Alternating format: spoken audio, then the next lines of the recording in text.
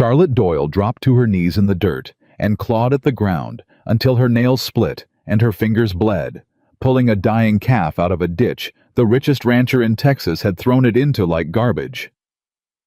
"You ain't finished yet," she whispered, blood and dust mixing in her palms, while Silas Duncan's men rode off laughing behind her.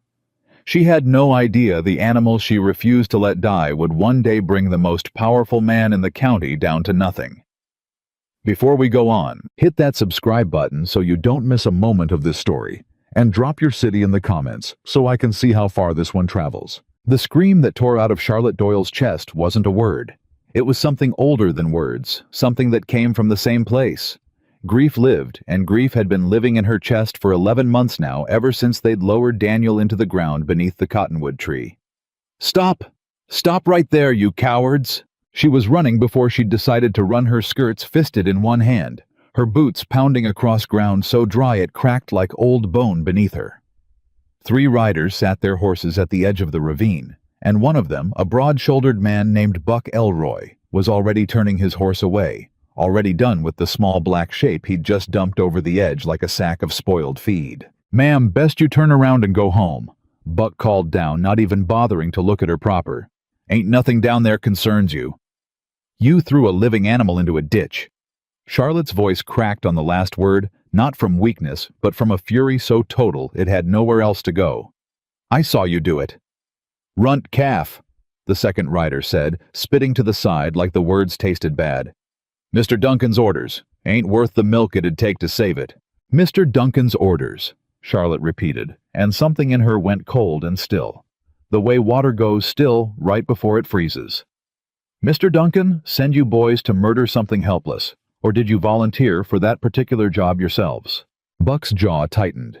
He was not a cruel man by nature, and something in her question had found the soft place under his ribs where a conscience still lived, buried, but not dead.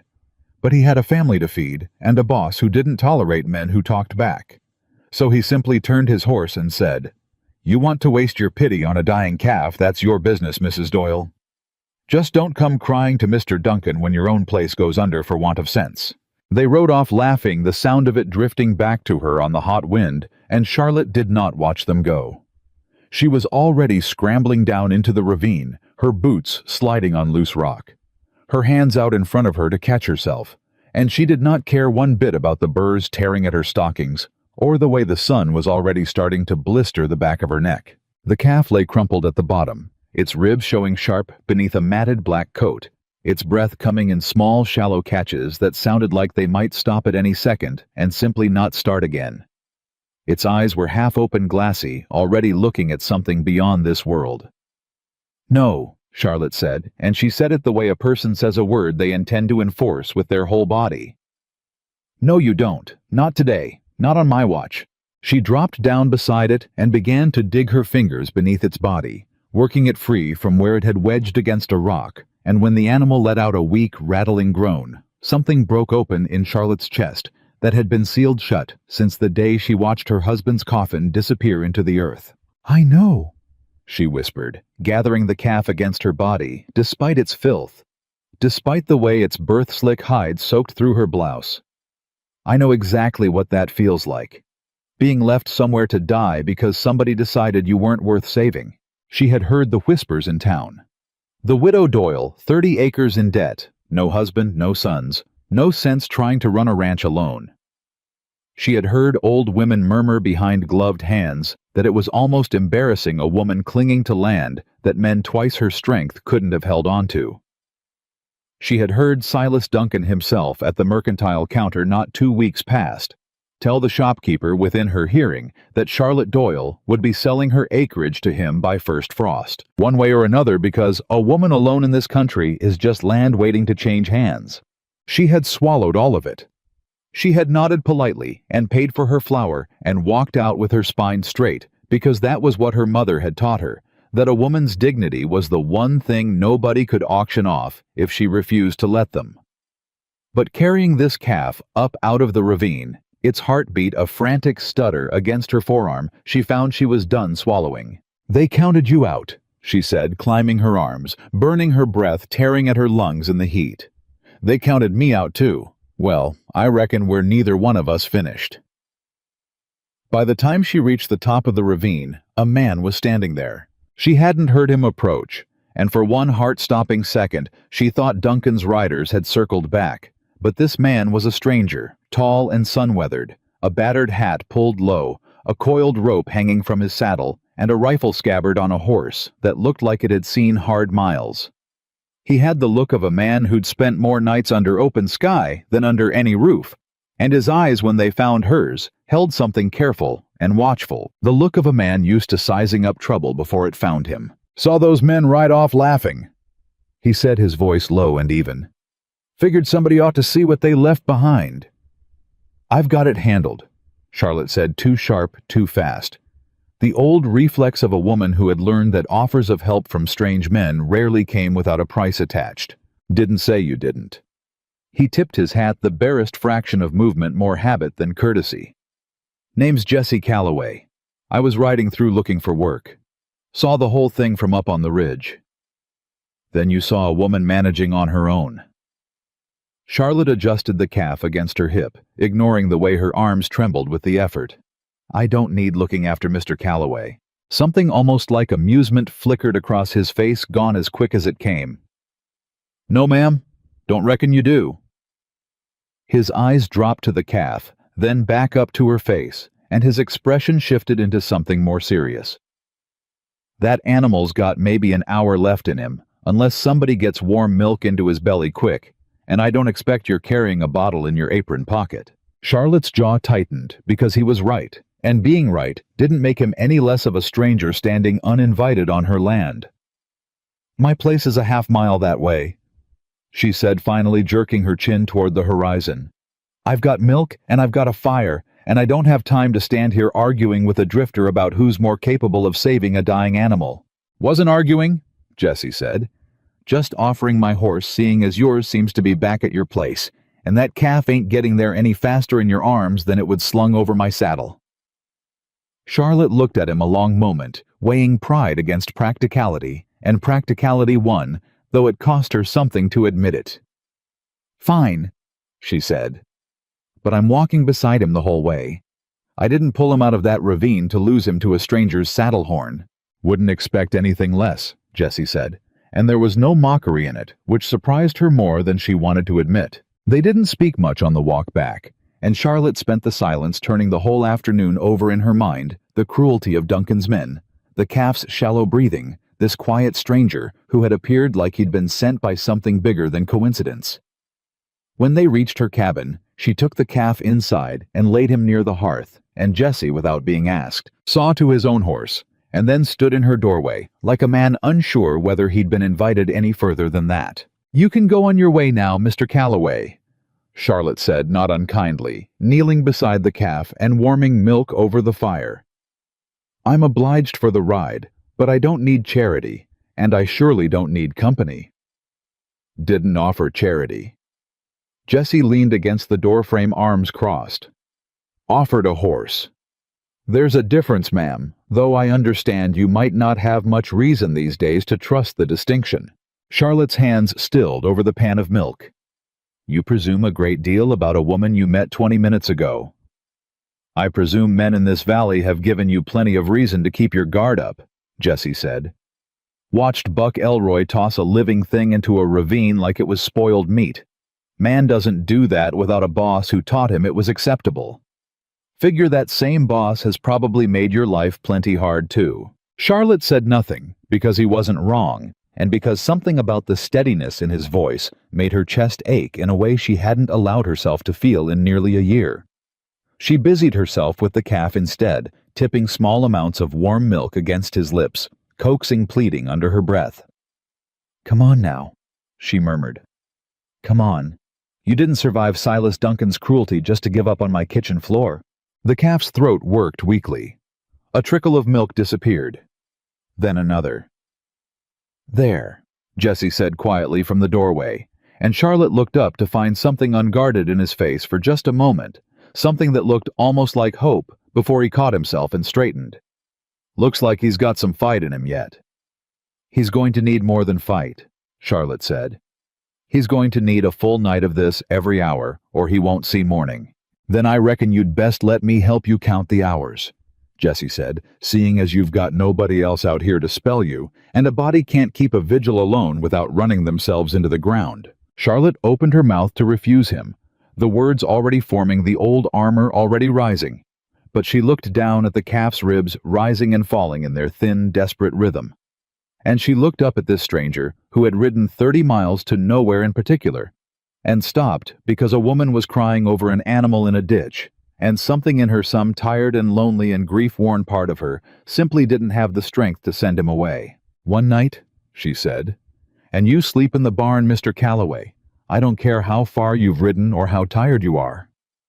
"Wouldn't dream of asking otherwise, ma'am," Jesse said, and there was the faintest curve of a smile at the corner of his mouth, quickly smoothed away, like a man unused to letting himself feel anything as light as amusement. The night stretched long and slow.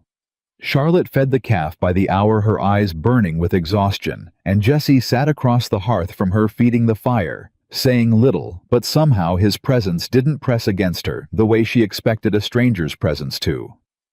Around midnight, when the calf's breathing hitched dangerously and Charlotte's hands began to shake, Jesse was the one who steadied the animal's head while she forced milk past its lips, his voice low and calm, murmuring nonsense to keep the animal from thrashing. "You've done this before," Charlotte said, watching him. "Grew up on a ranch in the Nations, before the war took most of it," Jesse said. "Learned early that sometimes the runts are the ones worth fighting hardest for. Everybody else gives up on them so easy. Don't seem right that we should too." Charlotte studied him in the firelight, this drifter with careful eyes and gentle hands, and felt something shift in her chest that she didn't have a name for yet, something she wasn't ready to look at directly. "Why'd you really stop today, Mr. Calloway?" she asked. "Man riding through looking for work doesn't usually stop to save a calf that isn't his." Jesse was quiet a long moment, staring into the fire. "Because I've been the thing somebody decided wasn't worth the trouble," he said finally. "Man doesn't forget that feeling. And when he sees it happening to something else, he finds he can't just ride on past." Charlotte didn't ask him to explain further, and he didn't offer, but the answer sat between them like something shared. Something that made the distance between stranger and neighbor a little shorter than it had been that morning. By the time the sky outside the window began to gray toward dawn, the calf was standing on trembling legs, nosing weakly at Charlotte's hand, and she laughed, a sound rusty from disuse, tears streaking down through the dirt on her face. "You did it," Jesse said, and there was something warm and unguarded in his voice. "We did it," Charlotte corrected, and then before she could stop herself, before the old caution could catch up to her mouth, she added, "Thank you, Jesse." It was the first time she'd used his given name, and something passed across his face at the sound of it. Some crack in the careful armor he wore, though he covered it quickly with a nod and a mumbled, "Ma'am," that made her almost smile. She named the calf that morning, kneeling beside him in the thin gray light, while he wobbled and nosed at her sleeve, hungry for more. "Shadow," she said, "because you crawled out of the darkest place I've ever seen, and you're still here." She had no way of knowing, kneeling there with milk drying on her hands and a stranger's horse tied outside her barn, that the animal she'd just named would one day grow into the finest bull Texas had ever seen, or that the man asleep in her hayloft would become the only person in the valley willing to stand beside her when Silas Duncan came to take everything she had left. But that morning, all she knew was that something small and abandoned had refused to die, and so, for the first time in 11 long months, had something in her. Word of the rescued calf spread through Red Willow Valley faster than Charlotte would have liked. By the time she rode into town 3 days later for supplies, she could feel the stairs before she even dismounted, could hear the murmur that followed her down the boardwalk like a shadow of its own. Heard the widow Doyle went digging in a ditch for Duncan's throwaway calf, old Mrs. Pruitt said to her companion, not quietly enough. Woman's got more foolishness than sense taking in something Silas Duncan himself declared worthless. Charlotte kept her chin level and her steps, even though the words landed exactly where they were meant to. She had learned in the 11 months since Daniel's death that the town's opinion of her had calcified into something almost comfortable in its cruelty. Poor Charlotte Doyle, too stubborn to sell, too foolish to fail properly and get it over with. She was loading flour into her wagon when Silas Duncan's shadow fell across her. He was not a large man, not physically, but he carried himself like one shoulder's back. Chin lifted the confidence of a man who had never once in his life been told no and made to accept it. "Mrs. Doyle?" He touched his hat with 2 fingers, the gesture somehow managing to feel like an insult rather than a courtesy. "I hear you've taken quite an interest in my discarded property.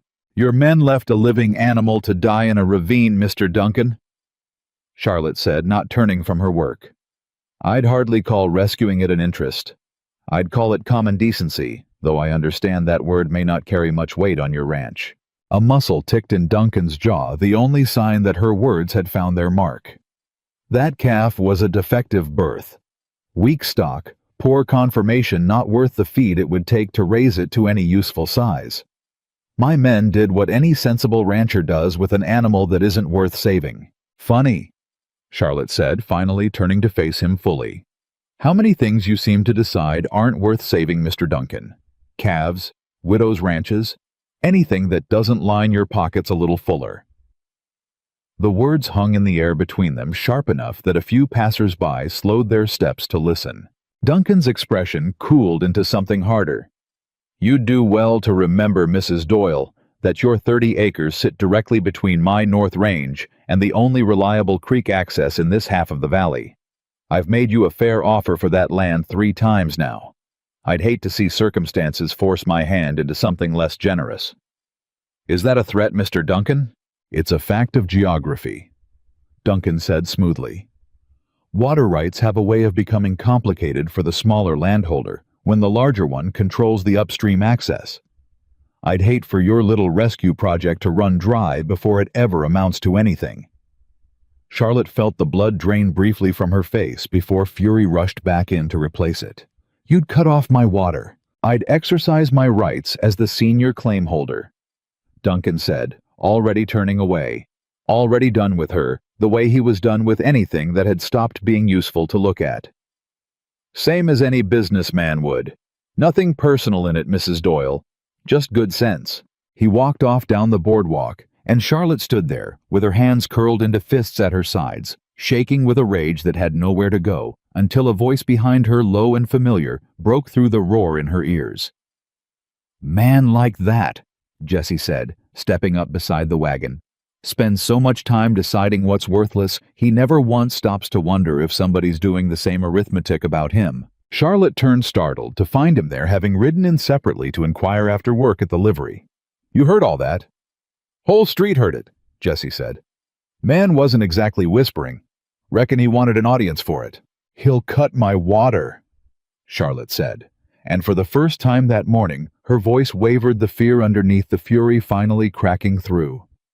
"Without water, I lose the herd. I lose the land. I lose everything Daniel and I built, everything I've been killing myself trying to hold on to." Jessie was quiet a moment, studying her face with an intensity that made her feel absurdly less alone than she had in almost a year. "Then I reckon you'd best not lose it," he said simply. "And I reckon you don't have to face that fight without a second pair of hands, unless you're still set on telling me to ride on." Charlotte looked at him, this quiet stranger who had appeared out of nowhere to pull a dying calf and a grieving widow, both back from the edge of something, and she thought of Daniel, of the promise she'd made at his graveside, that she would not let this land go, not for anything, not for anyone. "I don't have money to pay a hired hand properly," she said. "Not yet. Maybe not for a long while." "Didn't ask for money," Jessie said. "Asked to help." "Why?" The question came out rawer than she intended, all her exhaustion and grief and stubborn pride bleeding into that single word. Why would a stranger ride into a fight that isn't his? Jessie held her gaze, and something passed between them that neither of them had words for, yet something that had started the moment she'd screamed at 3 men on horseback and hadn't stopped growing since. "Maybe because I've spent a long time riding past fights that weren't mine," he said quietly. "And maybe I'm tired of being the kind of man who does that." Charlotte didn't answer right away. She climbed up onto the wagon seat instead, Her hands still trembling from the confrontation with Duncan, her mind already racing ahead to creek beds and water rights, and the small black calf waiting for her back at the cabin, alive against every prediction, against every man who had ever decided he knew what was and wasn't worth saving. "The barn's still available," she said, finally looking down at Jesse Calloway from the wagon seat, "if you're still of a mind to sleep in it." Something eased in his shoulders, something that looked almost like relief, though he covered it quick with a nod, same as he covered everything. "Yes, ma'am," he said. "Reckon I am." She flicked the reins and the wagon lurched forward, and behind her, she heard the sound of a second horse falling into step, and for the first time since they'd lowered Daniel into the ground beneath the cottonwood tree, Charlotte Doyle rode toward home without feeling entirely alone in the fight ahead of her. She did not know yet how far Silas Duncan would go to break her. She did not know that the calf sleeping in her barn would grow into an animal men would travel hundreds of miles to see, or that the quiet drifter riding beside her carried scars and secrets of his own that would test everything she thought she understood about trust. All she knew, guiding the wagon down the dusty road toward home, was that something small and left for dead had survived one more day, and so had she. And for now, in the fierce Texas summer heat, that was enough to keep fighting for. 3 days after she carried Shadow up out of that ravine, Charlotte Doyle stood in her kitchen doorway and watched Jesse Calloway mend a fence post, like a man who had never once in his life considered doing it any other way but right. She'd left a small leather pouch of coins on the porch rail that morning, in plain sight, close enough to his work that a man looking to test his welcome might slip it into a pocket and ride on before she noticed. It wasn't much. $4, maybe $5. But it was more than most drifters could resist when they thought nobody was watching. By noon, the pouch hadn't moved an inch. "You've been staring at that fence post an awful long while." "Mrs. Doyle," Jesse said, without turning around, driving another nail home with 2 clean strikes. "Something wrong with my work." Charlotte felt her face heat caught. "I wasn't staring at your work." "No."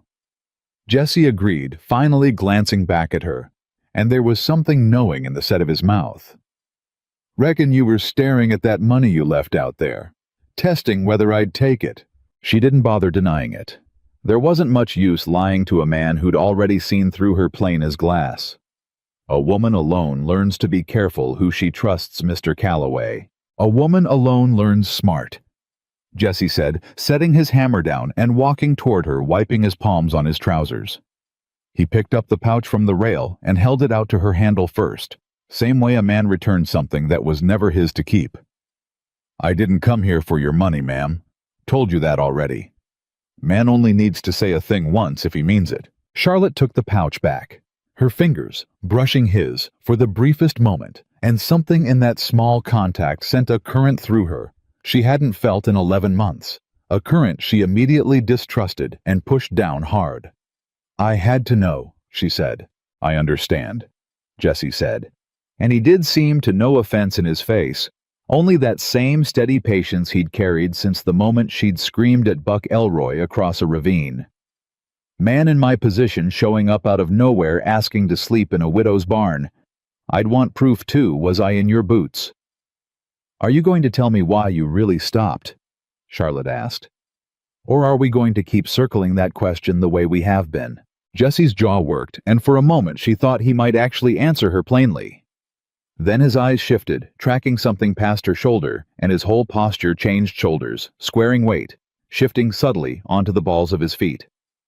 "Might want to save that conversation," he said quietly. "We've got company." Charlotte turned and felt her stomach drop straight through the ground. The creek that ran along the eastern edge of her property. The creek that watered every head of cattle she owned and irrigated the only garden plot standing between her and starvation.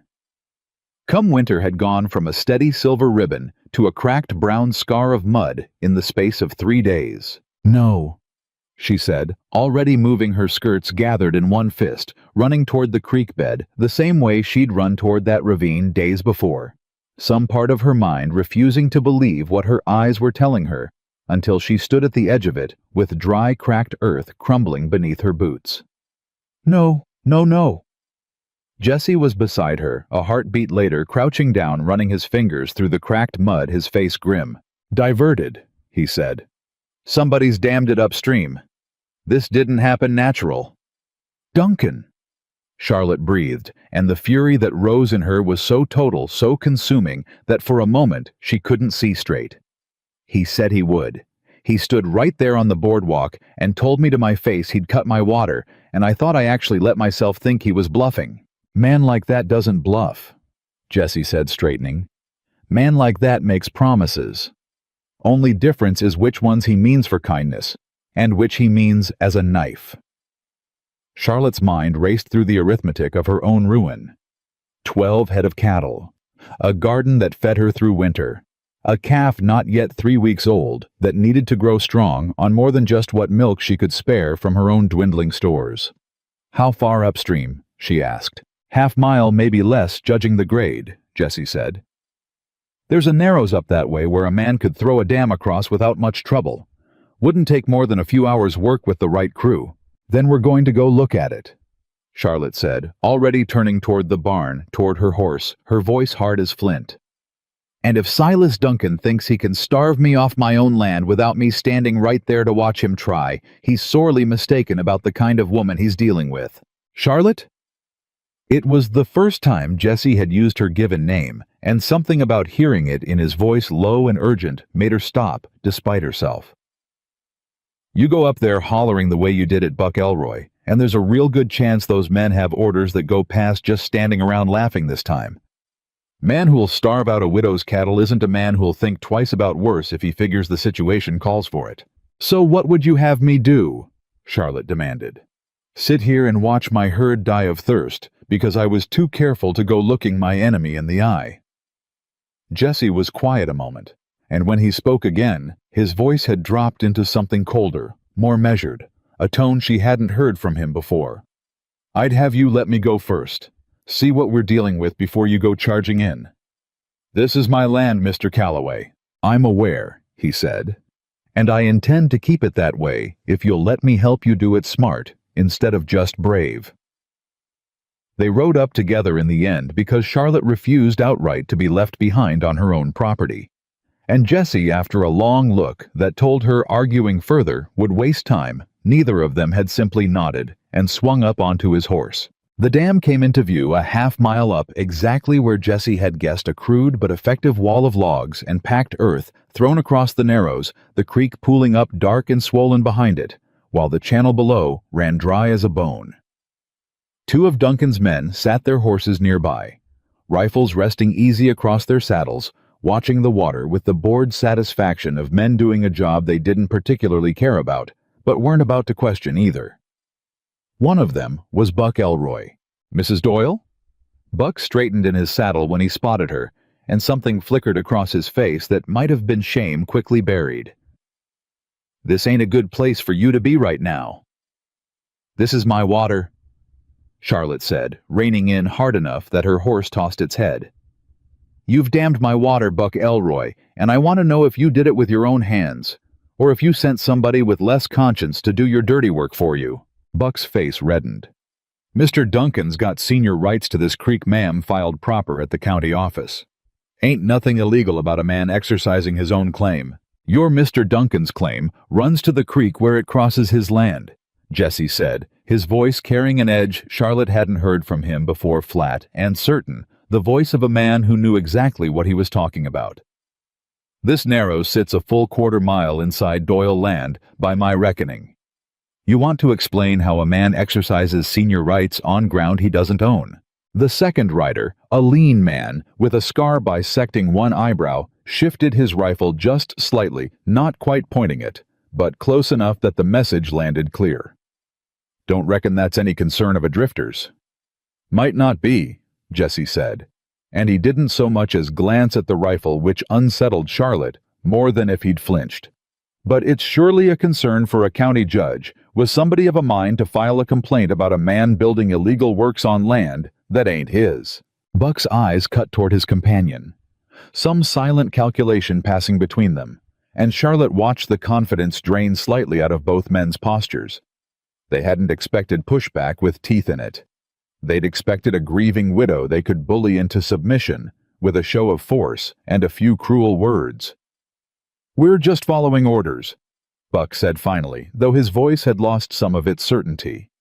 "You've got a grievance. You take it up with Mr. Duncan." "Oh, I intend to," Charlotte said. "But you can tell him something for me first, Buck Elroy.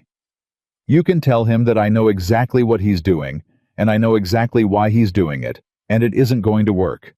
Not this time. Not on me."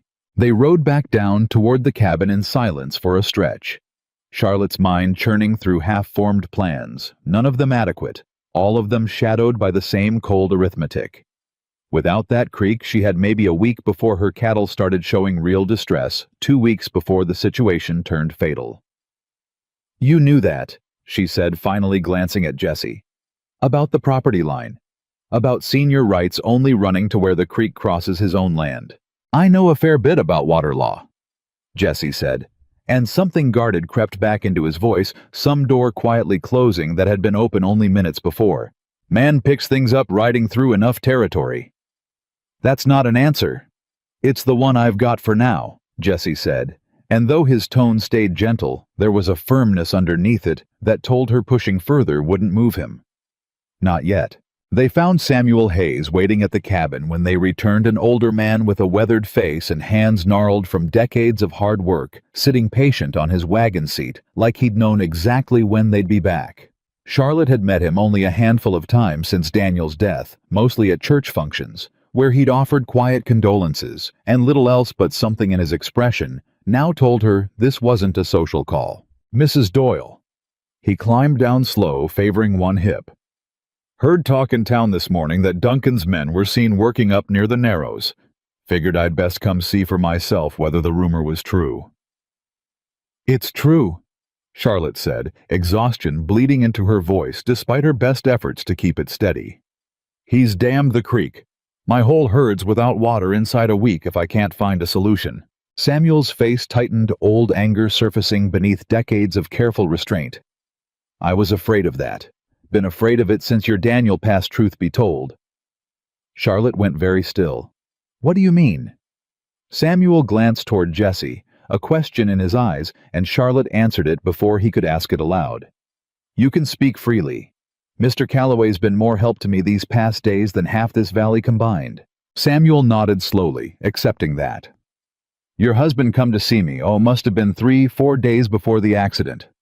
Real excited about something he'd found going through the old land records at the county office. Said the original grant on this property, the one filed back in '58, when the first Doyle claimed it included water rights to a spring up near the headwaters. Not just creek access, mind you. The spring itself. Said if he could get the paperwork properly amended and filed, it'd settle the water question on this land permanent, no matter what Duncan tried to claim downstream." Charlotte's heart had begun to pound in a strange, uneven rhythm. "I never heard any of this." "Daniel didn't want to get your hopes up till it was official," Samuel said gentle. "Told me he was riding into the county seat that very week to file the amendment proper. Wanted it to be a surprise, I believe.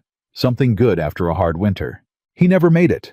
Charlotte said the words coming out flat, hollow, because she already knew this part of the story too well, had lived inside its grief for 11 months. His horse threw him on the road, out past Miller's Crossing. They found him 2 days later.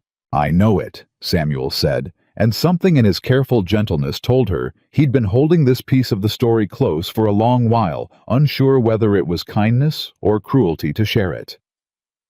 "What you might not know is that the papers he was carrying that day, the amendment for the water claim, they were never found on him.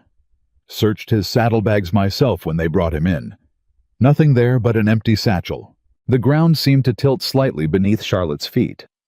"You're saying somebody took them." "I'm saying I don't know what happened," Samuel said carefully. "Could be they were lost in the fall. Could be the wind took them clean off the road and they're rotted in some ditch by now.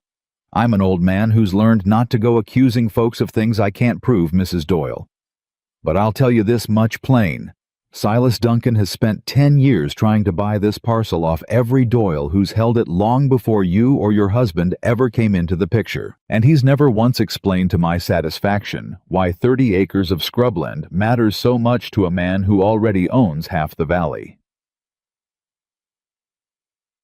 Charlotte felt Jesse's presence beside her shift, felt the tension coiling through him, even without looking at his face.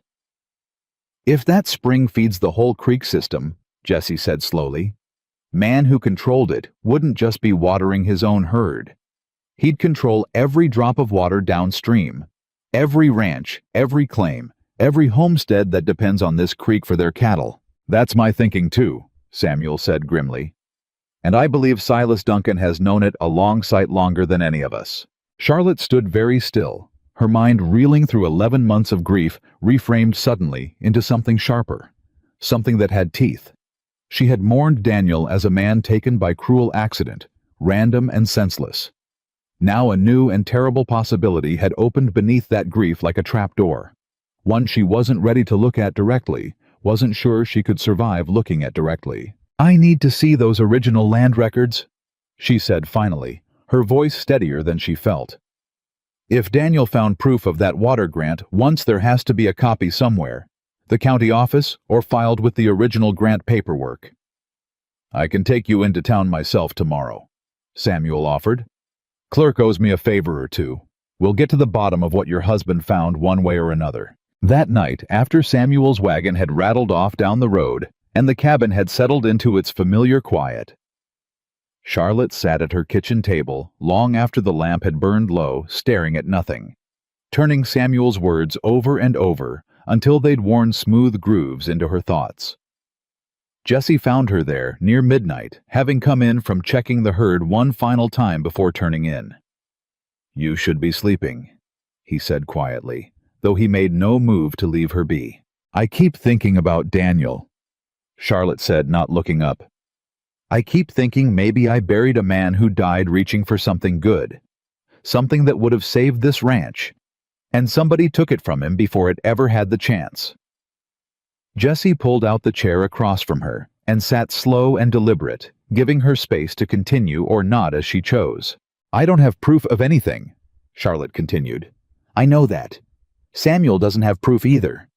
Maybe it really was just an accident, and the papers really did blow away in a ditch somewhere, and I'm grasping at shadows because it's easier to be angry than it is to just be sad." "Or maybe you're not grasping at shadows at all," Jessie said. "Maybe you're finally seeing something clear that grief kept you from looking at straight on." Charlotte's eyes lifted to his red-rimmed and fierce. "Which do you believe?" Jesse was quiet a long moment, his jaw working, some internal calculation playing out behind his careful eyes.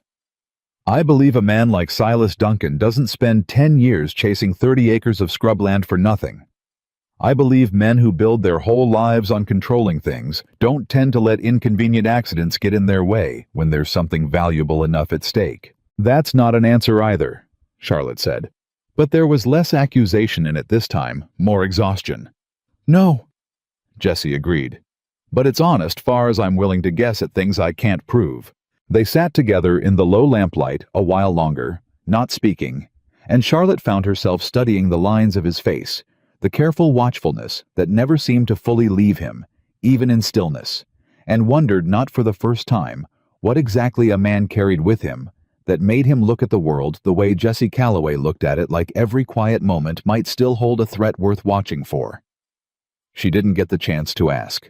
A sound cracked through the night outside, sharp and sudden, the unmistakable panicked bawling of cattle in distress, and both of them were on their feet and moving before either had spoken a word. Outside, chaos had already taken hold. Something had spooked the herd badly, sent them crashing against the fence line in a panicked shoving mass, and in the middle of that churning confusion, Charlotte's blood went to ice at the sight of Shadow, barely 3 weeks old, caught against the rails bawling in terror as larger animals pressed dangerously close. Shadow. Charlotte was running before she'd fully processed the danger, but Jesse's hand closed hard around her arm, yanking her back. "Wait." His voice was iron now, none of the gentleness from moments before. "Something's driving them. Look."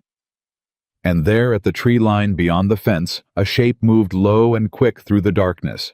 Then another eyes catching lamplight in twin flashes of amber. "Wolves," Jesse said, already moving toward the barn, toward the rifle Charlotte kept mounted above the door. "Get a torch, now." What followed happened fast and loud and terrifying. Charlotte grabbing a burning brand from the banked fire and running toward the fence line while Jesse fired twice into the darkness, the reports cracking sharp enough that Charlotte's ears rang with it. The wolves scattered, but not before one broke toward the fence, toward the panicked, cornered shape of the calf still trapped against the rails. Charlotte didn't think. She simply moved, thrusting the burning brand toward the advancing animal with a scream that came from somewhere primal and unthinking. And the wolf, faced with fire and noise, and a woman who had already survived worse than any predator this valley could throw at her, broke off and vanished into the dark. The silence afterward felt enormous. Charlotte dropped to her knees beside the fence, hands shaking as she reached through the rails to pull Shadow free, checking him over with frantic, searching fingers, finding him terrified but whole, unmarked, his small body trembling against her. "You're all right," she breathed, pressing her forehead against his. "You're all right. I've got you." Jesse crouched beside her, a moment later, rifle still in hand, scanning the tree line with an intensity that told her the danger wasn't entirely past in his estimation. "That's twice in one day something's come after what's yours," he said quietly. "Creek water, and now this. Strikes me as an awful lot of bad luck for one family to be having all at once." Charlotte looked up at him sharply. "You think Duncan sent those wolves?" "Wolves don't need sending," Jesse said. "But a man could leave a fresh kill near a herd, draw predators in close, if he wanted trouble to look natural instead of arranged. Wouldn't put it past him given everything else." Charlotte held Shadow tighter against her chest, the calf's heartbeat slowly steadying beneath her palm, and felt something harden inside her that hadn't been there before that night. Something that went past grief and past fear and settled into pure, unshakable resolve. "He is not taking this ranch," she said. "Whatever he's willing to do, whatever he's already done, he is not taking this land, and he is not taking this animal, and he is not taking me down with it." Jesse looked at her for a long moment in the dim glow of the dying torch, and something in his expression shifted, some careful wall lowering just slightly. "No, ma'am," he said quietly. "Reckon he's not." The trip into town with Samuel Hayes the following morning yielded confirmation of everything Charlotte had feared and hoped in equal measure. The original 1858 land grant, dusty and half-forgotten in the county archive, plainly listed water rights extending to a spring at the property's northern boundary, the very headwaters that fed the entire valley's creek system. Daniel had found the truth. He had died carrying it toward the courthouse. And whether that death had been accident or something darker, the fact remained plain and undeniable. Now, Charlotte Doyle held the rightful claim to water that Silas Duncan had spent a decade quietly stealing from every rancher downstream. But knowing the truth and proving it to a county judge were two very different battles, and Charlotte understood riding home with the old records copied carefully into her satchel that Duncan would not simply concede a fight this large without doing everything in his considerable power to crush her first. She was not wrong. Word of her visit to the county archive reached Duncan within a day, and by evening he was standing on her porch himself, his expression carrying none of the smooth condescension from their earlier confrontations, replaced instead by something colder and more dangerous. "I hear you've been digging through old paperwork, Mrs. Doyle," he said without preamble. "Chasing ghosts your husband left behind.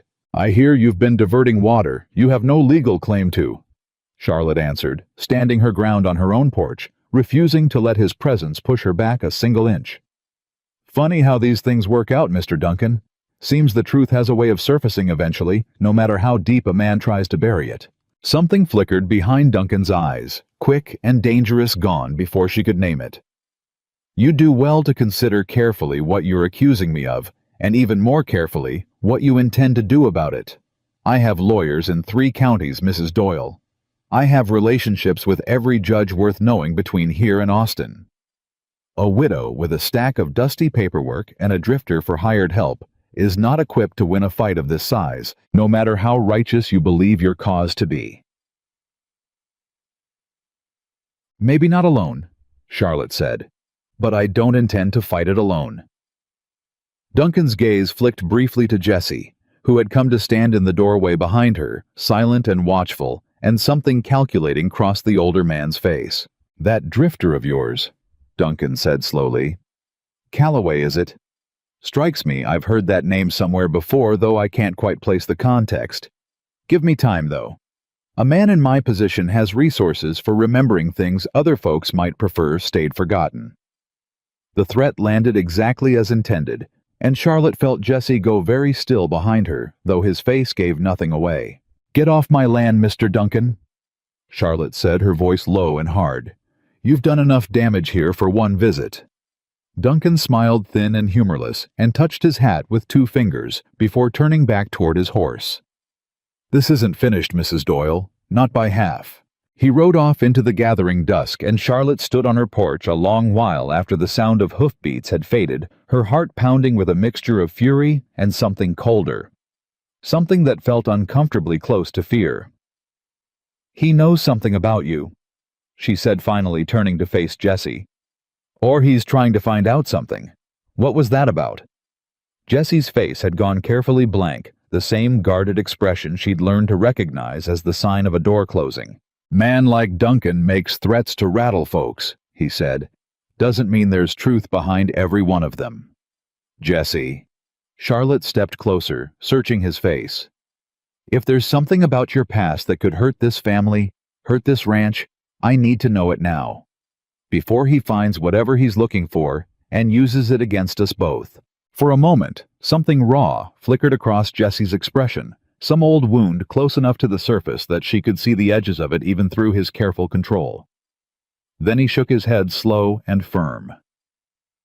"When there's something worth telling, I'll tell it," he said. "But I won't hand a man like Duncan a weapon by speaking careless in a moment of worry. Trust me on that if nothing else." It wasn't the answer she wanted, but something in the steadiness of his voice, in the quiet ache behind his eyes, told her pushing further would only wound something that hadn't yet finished healing. 2 days later, a knock came at her door, well past dark, hesitant and quick, the sound of someone who wanted to be heard but not seen. Charlotte opened it to find Mary Henderson standing on her porch, thin and drawn.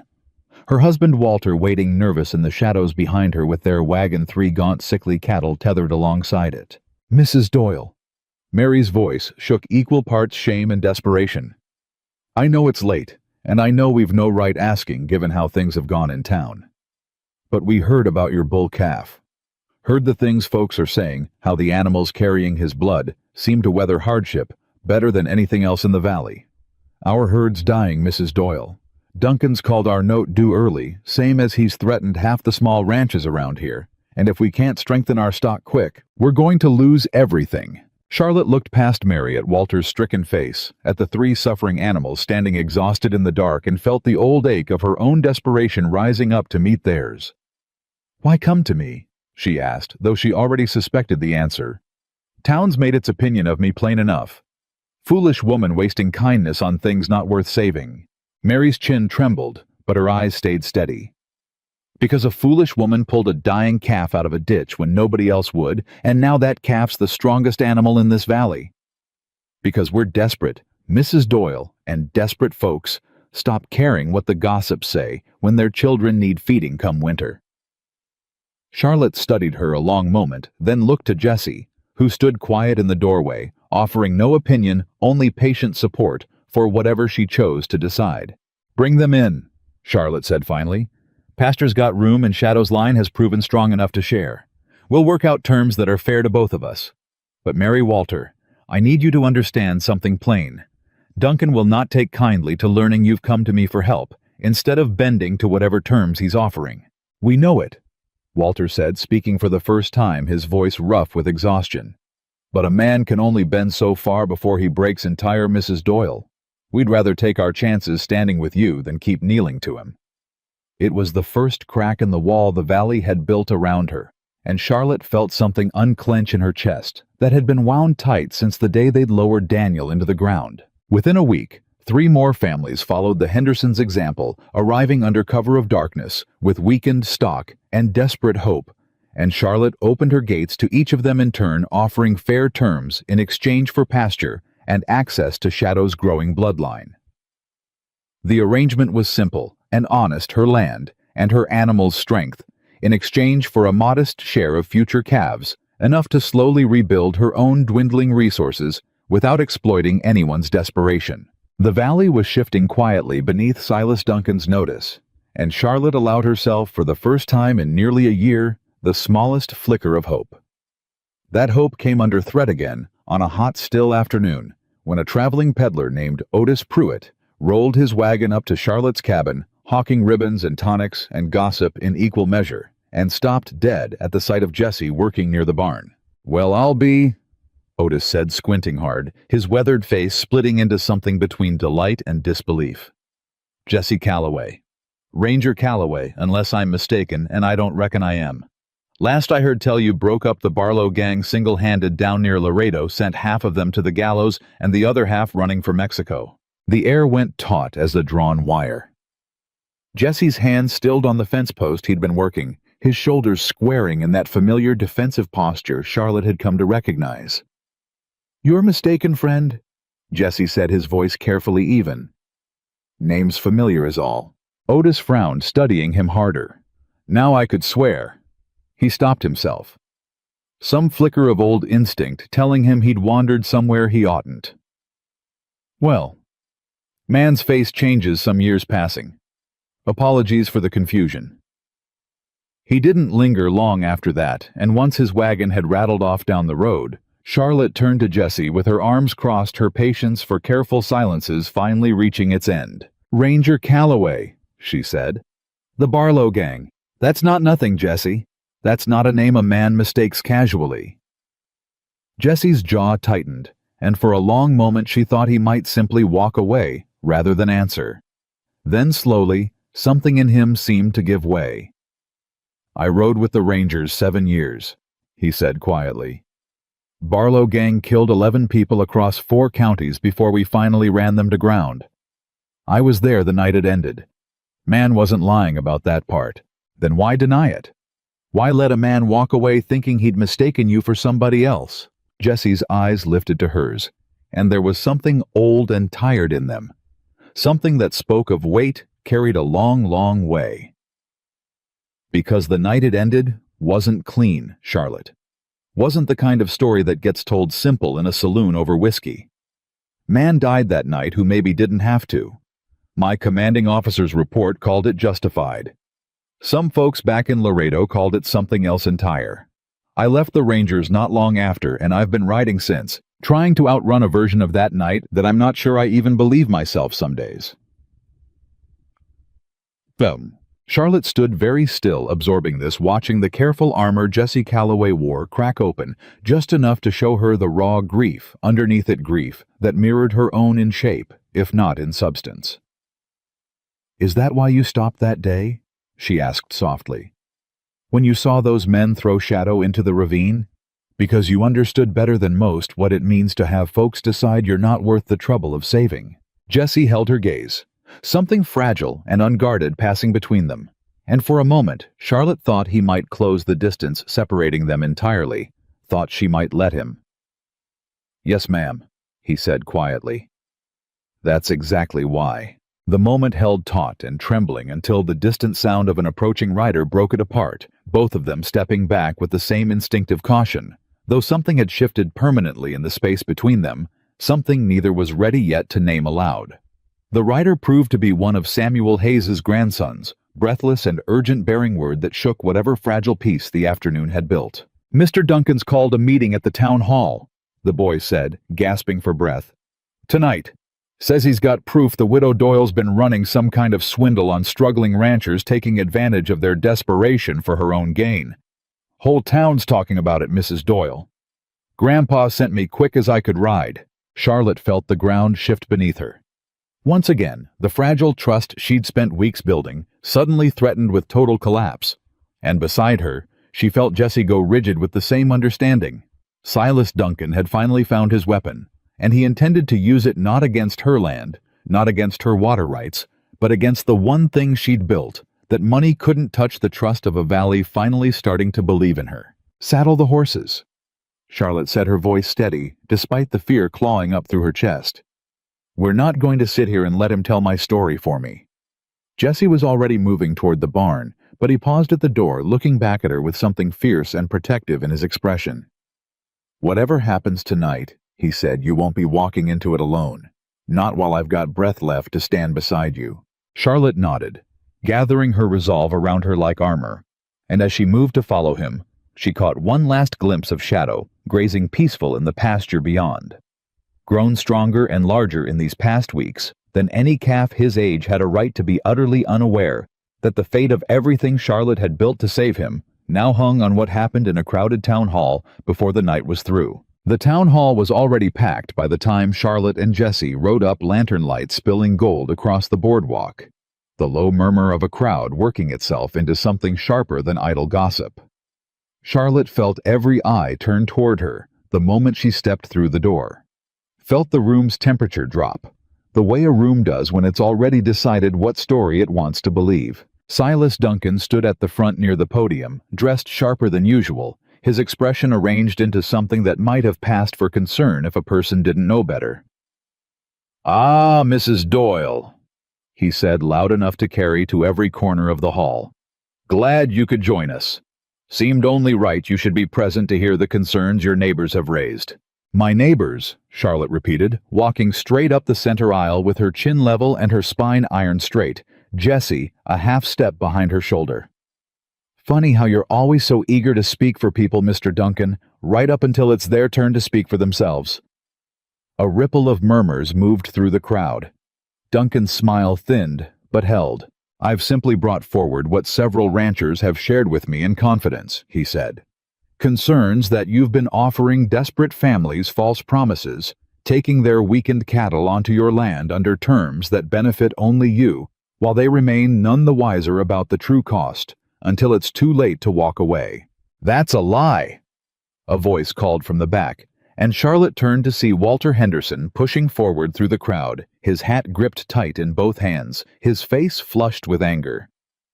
"That is a bald-faced lie, Silas Duncan, and you know it plain as I do." "Walter!" Duncan's voice took on a note of practiced patience, the tone of a man humoring a child. "I understand loyalty runs deep when a person's desperate enough to accept any offer of help. But surely you can see the arrangement isn't as generous as Mrs. Doyle has led you to believe." "I can see plenty," Walter shot back. "I can see my herd's still alive because of her when your banknote damn near killed us all before the summer even turned. I can see she asked for a fair share of calves, and not one penny more, wrote it out plain on paper, so there'd be no confusion later. You want to talk about false promises, Mr. Duncan? Maybe you ought to explain to this room why you called our note due 8 months early with no warning given."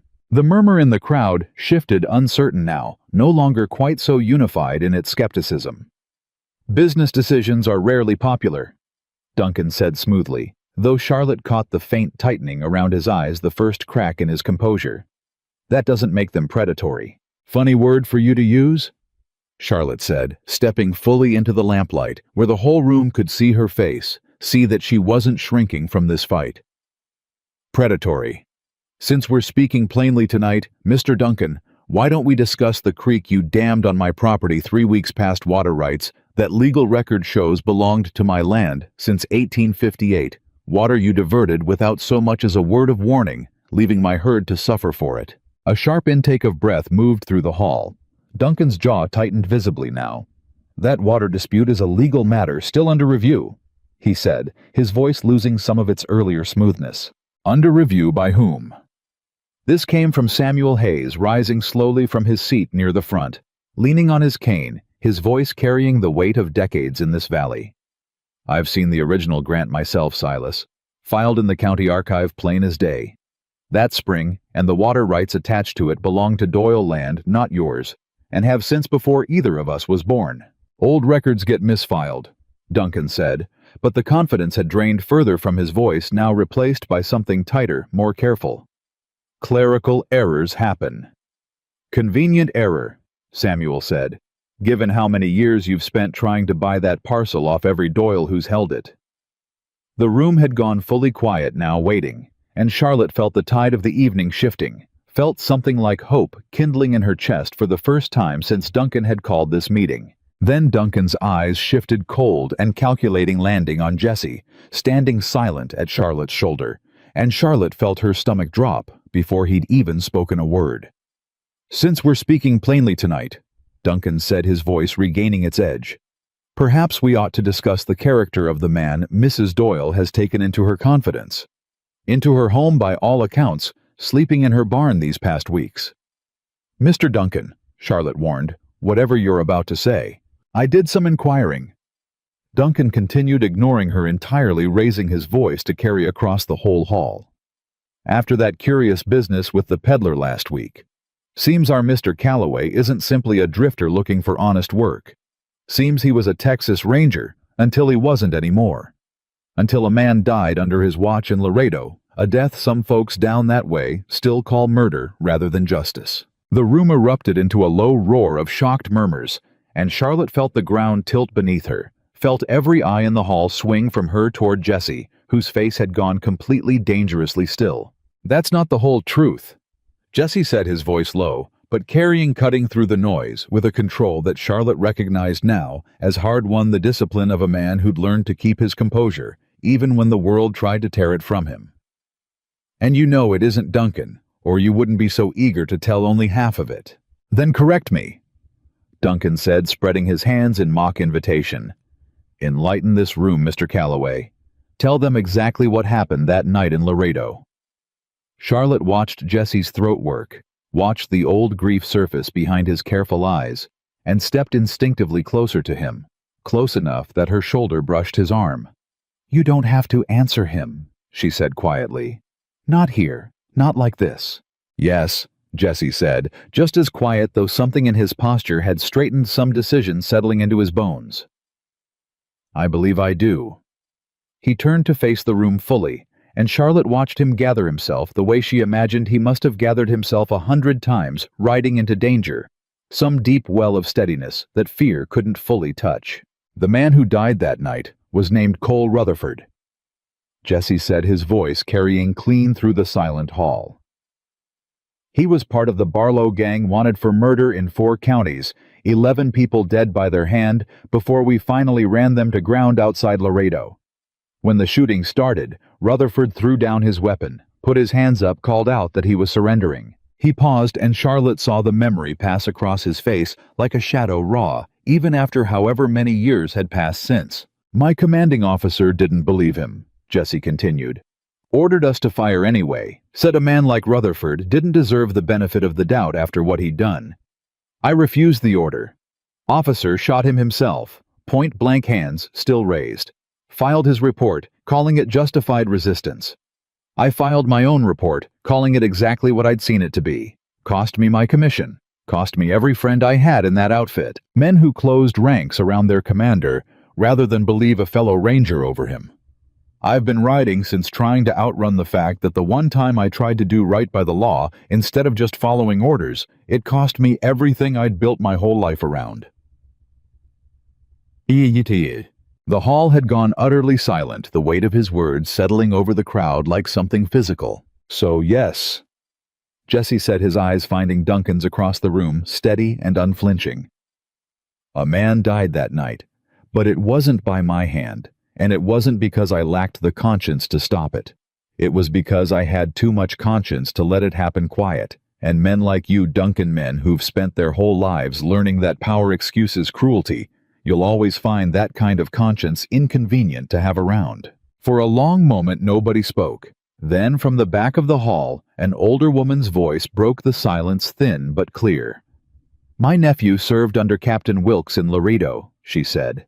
"Told the family privately years back that Wilkes had a reputation for cutting corners when it suited him.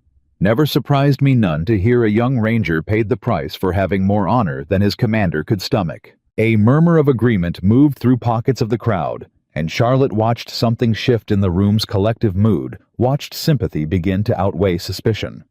Duncan, sensing the tide turning against him, tried one final gambit.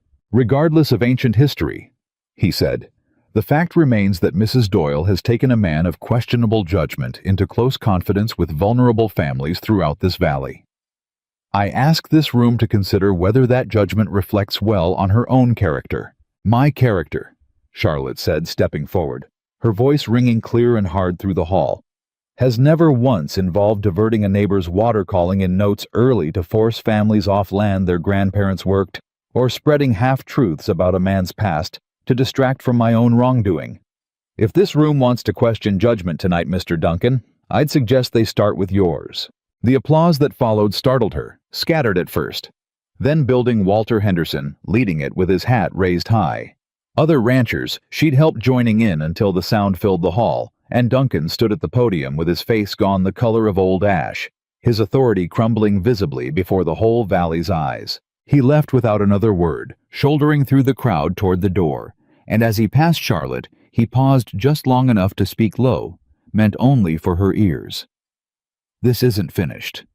He said the same words he'd used before, though this time there was something more dangerous underneath them, something that had shed its earlier composure entirely. "You've embarrassed me in front of this whole valley tonight, Mrs. Doyle. That's not a debt I forget easily." He was gone before she could answer, the door swinging shut behind him, and Charlotte stood in the aftermath of the meeting surrounded by neighbors who, for the first time since Daniel's death, looked at her with something other than pity or suspicion. The ride home was quiet, both of them still absorbing the weight of what had happened, and it wasn't until they'd reached the cabin, until the horses were seen to, and the lamp lit low against the darkness outside, that Charlotte finally spoke what had been building in her chest since Jesse's confession. "Thank you," she said, "for telling them the truth even though it cost you something to do it." Jesse looked up from where he sat near the hearth, something vulnerable still lingering in his expression. "Wasn't sure it was my place to make that choice for you. Man's past has a way of following him into rooms he didn't invite it into." "Your past didn't hurt me tonight," Charlotte said, sitting across from him. "Your honesty saved us both. There's a difference." "Reckon there is," Jesse said quietly, and something passed between them in the low firelight. Something that had been building for weeks, patient and careful, finally ready to be acknowledged. "Jesse," Charlotte's voice came out softer than she intended. "That night you first came to my door offering to help. I didn't understand then why a stranger would choose to stay and fight a battle that wasn't his. I think I understand it a little better now." Jesse's eyes lifted to hers, something raw and unguarded finally breaking through the careful walls he'd built around himself. "Charlotte, I need you to understand something plain. I didn't stop that day because I felt sorry for you, or because I had nowhere better to be. I stopped because I watched a woman run toward a dying thing everyone else had already given up on, and something in me that had been asleep a long, long time woke up and wouldn't let me ride past." The distance between them had narrowed, without either quite noticing, and when Jesse reached out to gently brush a strand of hair from her face, Charlotte didn't pull away. "I buried a husband 11 months ago," she said softly. "I don't know how to do this. I don't know how to let myself feel something again without it feeling like a betrayal of everything we built together. I'm not asking you to forget him," Jesse said, his voice low and careful. "I'm just asking you to let yourself keep living, Charlotte. Daniel wouldn't have wanted you to spend the rest of your days alone in the dark punishing yourself for surviving him." Charlotte felt tears rise hot and unexpected, and when Jesse's hand cupped her cheek gentle and questioning, she leaned into it instead of away. "I'm scared." She admitted the words costing her something to say aloud. "So am I," Jesse said.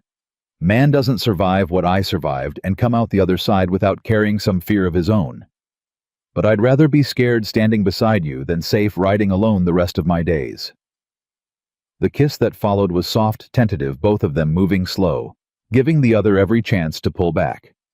And when neither did, something settled between them that felt less like a beginning and more like a long overdue arrival. They didn't have long to sit inside that fragile new peace. 3 days later, a rider Charlotte didn't recognize came trotting up her lane well-dressed in a manner that marked him as someone from beyond the valley, his horse lathered from hard travel. "Mrs. Doyle," he called, reining in near the porch. "Name's Henry Whitmore. I've come a long way to see about a bull I've been hearing remarkable things about." Charlotte exchanged a glance with Jesse, surprised. "News travels fast, Mr. Whitmore. We're a fair distance from anywhere important." Not so fast that word of exceptional stock doesn't eventually reach the right ears, Henry said, dismounting with the easy confidence of a man used to being taken seriously. I buy cattle for operations across 4 states, Mrs. Doyle. Spend most of my year traveling evaluating bloodlines looking for animals worth building a legacy around. A trader passing through Fort Worth mentioned a black bull out of Red Willow Valley that survived what should have killed him and grew into something the local ranchers can't stop talking about. Curiosity got the better of me. Charlotte led him out to the pasture where Shadow grazed, grown now into a powerful young animal, his coat gleaming black in the afternoon light, his frame carrying an unmistakable strength that even Charlotte, who'd watched him grow day by day, still found remarkable. Henry Whitmore stopped dead at the fence line, his professional composure cracking visibly. "Good Lord," he breathed, moving closer, running experienced eyes over every line of the animal. "Mrs. Doyle, do you have any notion what you're looking at here?" "I know he's strong," Charlotte said. "I know the calves he's sired seem to weather hardship better than anything else in this valley." "That's not strength, Mrs. Doyle. That's constitution." Henry moved along the fence, studying Shadow's stance, his musculature, the calm alertness in his dark eyes. "I've evaluated thousands of head of cattle in my career. I've seen maybe a handful of animals, with conformation this exceptional, and none of them, not one came with a survival story like the one I've been told about this bull." "Where did you get him?" Henry asked, turning to face her fully. Charlotte felt Jessie's hand find hers steady and grounding. "I found him dying in a ravine. Silas Duncan's men threw him there themselves, called him a runt, not worth the feed." Henry's eyebrows rose sharply. "Someone abandoned this animal. Nearly killed him doing it," Charlotte said. "I carried him home myself, fed him by hand through the night, wasn't sure he'd survive till morning." Henry looked back at Shadow, something almost reverent in his expression, then let out a low whistle. "That may be the most expensive mistake I've ever seen a rancher make. Mrs. Doyle, I'd like to make you an offer for this animal. A serious offer, the kind that could change your circumstances considerably." He named a figure that made Charlotte's breath catch more money than she'd seen in her whole life, combined enough to erase every debt shadowing her ranch, enough to buy better land, outright enough to leave behind every hardship she'd endured since Daniel's death. For a long moment, she said nothing, the weight of the offer settling heavy in her chest. "I need to think on it," she said finally. "Of course," Henry said. Though surprise flickered across his face, the reaction of a man unused to hesitation when he named sums that large. "I understand this is a significant decision. I'll be in the valley a few more days settling other business. Take whatever time you need." He tipped his hat and rode off, and Charlotte stood at the fence a long while watching Shadow graze, feeling the enormity of the choice pressing down on her. "That's more money than I've ever imagined having," she said quietly. "Enough to fix everything. Every debt, every worry gone in a single transaction." "It is," Jessie agreed, his voice careful, giving her space to work through the decision without pressure from him. "But he's not just an animal anymore," Charlotte continued almost to herself. "He's proof that something the world threw away can still become something extraordinary. If I sell him now, what does that make everything I fought for? What does it make me?" Jessie said. "Nothing." Simply stood beside her, offering the quiet support that had become his particular gift, and Charlotte found herself grateful not for the first time that he understood when words weren't what a moment called for. Word of Henry Whitmore's offer reached Silas Duncan within a day, as Charlotte had known it inevitably would, in a valley this small, and he arrived at her ranch the following afternoon, with an expression she hadn't seen on him before, something almost desperate beneath his usual polish. "I hear you've received quite the offer for that bull," he said, dispensing with any pretense of pleasantry. "I'd like to make a counteroffer, Mrs. Doyle, a generous one." "You called him worthless 3 months ago," Charlotte said, arms crossed, refusing to invite him further onto her porch. "Threw him in a ravine to die. Now you're standing here wanting to buy him?" "Circumstances change," Duncan said, an edge of impatience creeping into his voice. I'm prepared to erase every debt outstanding against this property, plus a considerable sum beyond that. More than Whitmore's offer if that's what it takes. It's not about the money, Charlotte said, though a part of her, the tired, debt-worn part, that had spent 11 months fighting simply to keep her land, understood the temptation underneath his offer better than she wanted to admit. Everything is about money eventually. Duncan said something almost pleading, entering his voice, now a crack in his armor, that surprised her. You don't understand what that animal represents to me, Mrs. Doyle. Every rancher in this valley who's brought their weak stock to your pasture instead of accepting my terms, every family choosing your fair arrangements over my leverage, it all traces back to that bull. As long as he stands on your land, my authority in this valley continues eroding. I need him gone one way or another. You didn't want him when he needed saving. Charlotte said, her voice steady and cold. You only want him now because he became something you couldn't control, and men like you can't stand what you can't control. Something dangerous flickered across Duncan's face, the mask of civility slipping fully away for just a moment. You have no idea what I'm capable of when I've been backed into a corner, Mrs. Doyle. I think I'm beginning to understand exactly what you're capable of, Charlotte said, thinking of Daniel's missing papers of the diverted creek of wolves that hadn't needed sending, but might have been drawn deliberately close.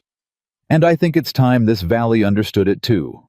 Duncan's jaw worked, fury and calculation warring behind his eyes, and then without another word he turned and mounted his horse, riding off with none of his usual composed dignity, something raw and desperate in the set of his shoulders.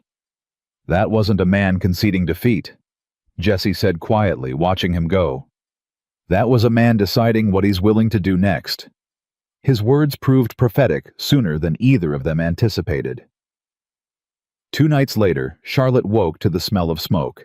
She was out of bed and moving, before conscious thought caught up Jesse already ahead of her, throwing the door open to a horizon glowing orange, where her hay barn stood engulfed in flame, the fire climbing fast and hungry against the night sky. Shadow. Charlotte's scream tore raw from her throat because the pasture nearest the burning barn held her herd. Held the animal that represented everything she'd fought to build, and the panicked bawling already rising from that direction told her the fire had already begun spreading terror through the herd. They ran together, Jesse grabbing water buckets, shouting instructions that Charlotte followed without thinking, both of them working with a desperate coordinated efficiency born of pure necessity.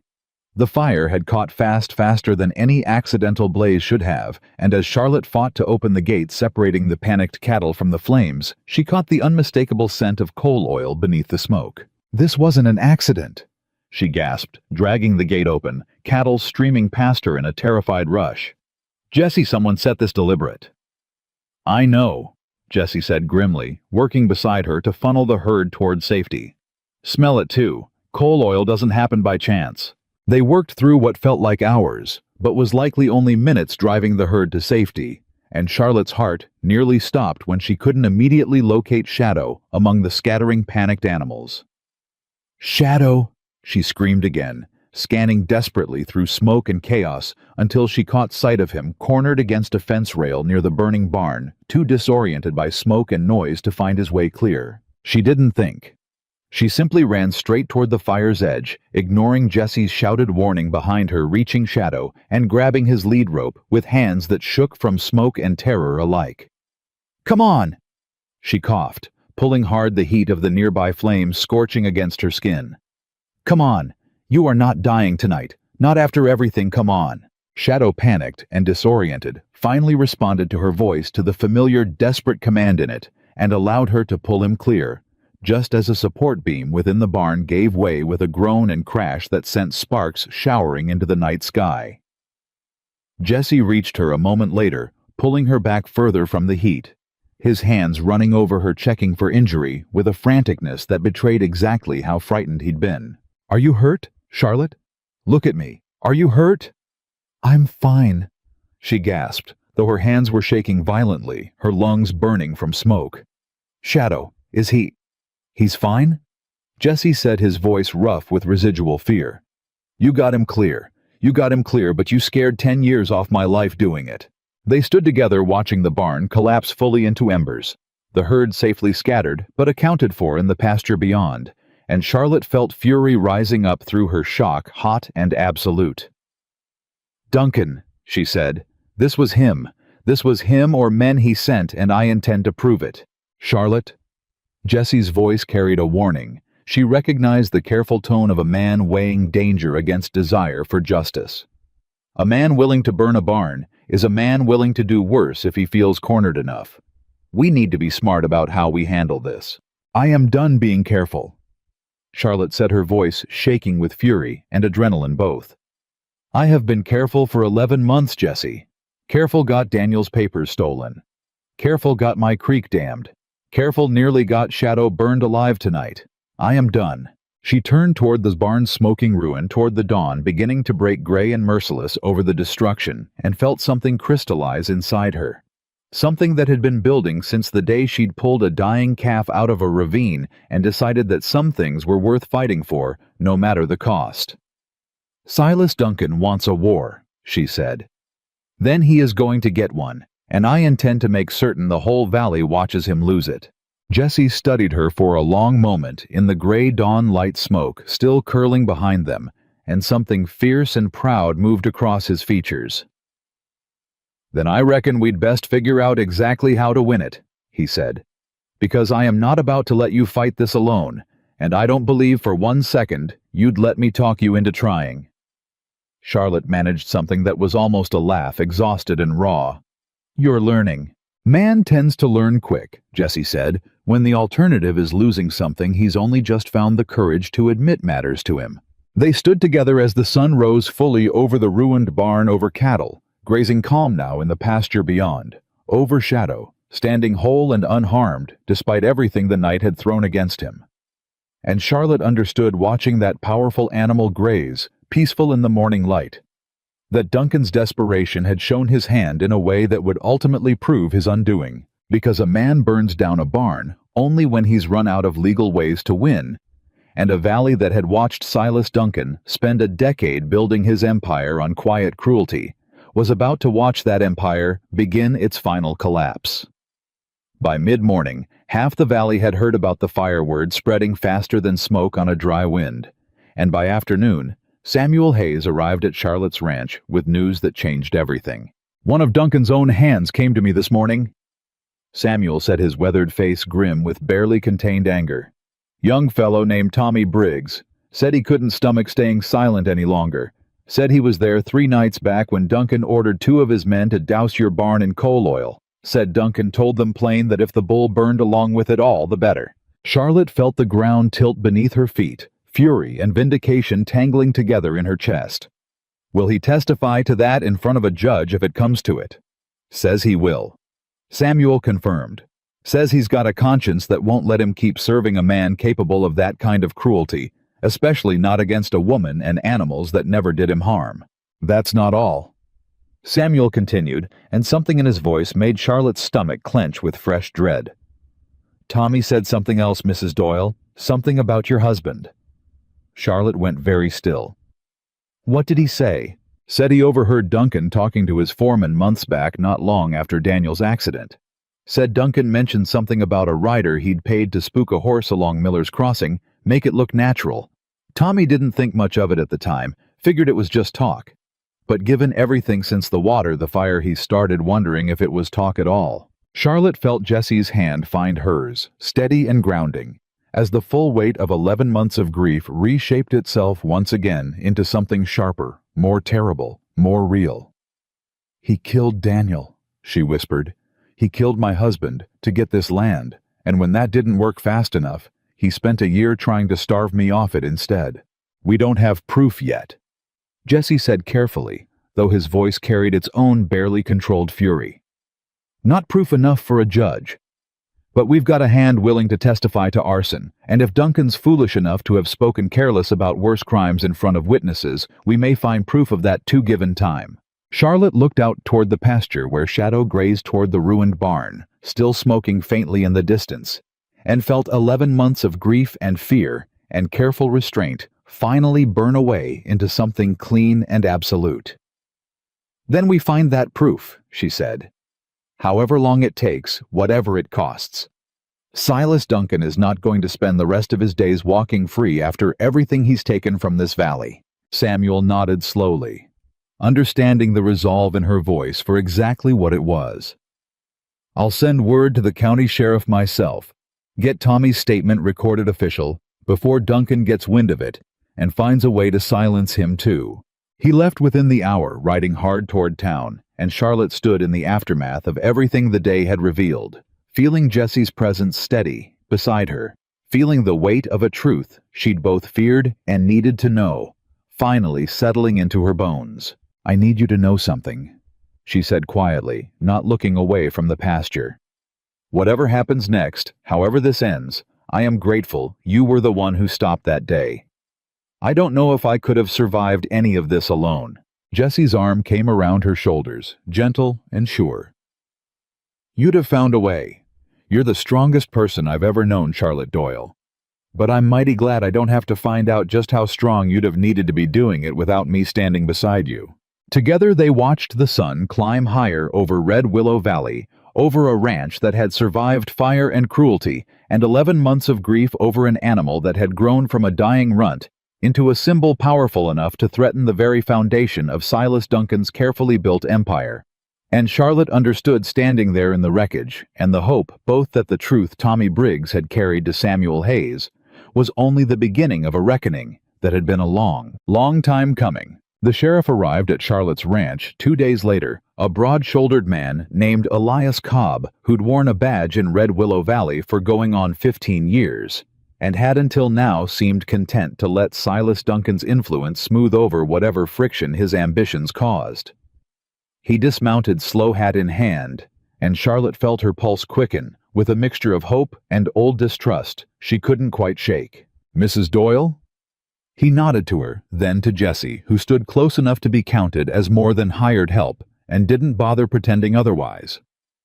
Samuel Hayes sent word you might have information relevant to an arson investigation, and possibly more than that given what Tommy Briggs told me this morning. You've spoken with Tommy already? Charlotte asked, her heart hammering. Took his statement myself first thing, Cobb said. Boy was shaking the whole while, scared half out of his wits, but he gave it clean and consistent. Named the 2 men who set the fire. Named who ordered it done. He paused, weighing something behind his tired eyes. And he told me what he overheard about your husband's accident. Charlotte's breath caught 11 months of grief and unanswered questions rising sharp in her throat. Is it enough to actually do something about it? Arson? I can move on today, Cobb said.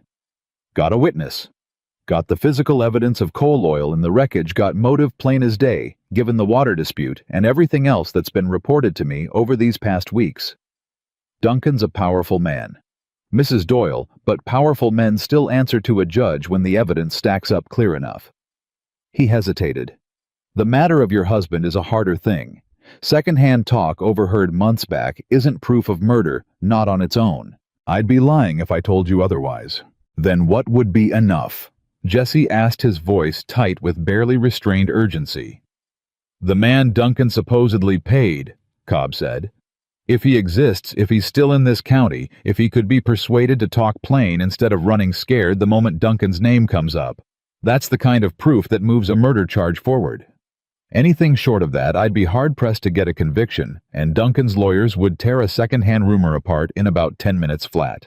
Charlotte absorbed this, the frustration of it burning hot in her chest, but underneath it something steadier had begun to take root. Then arrest him for the fire first. Whatever else comes after, at least that much we can prove today.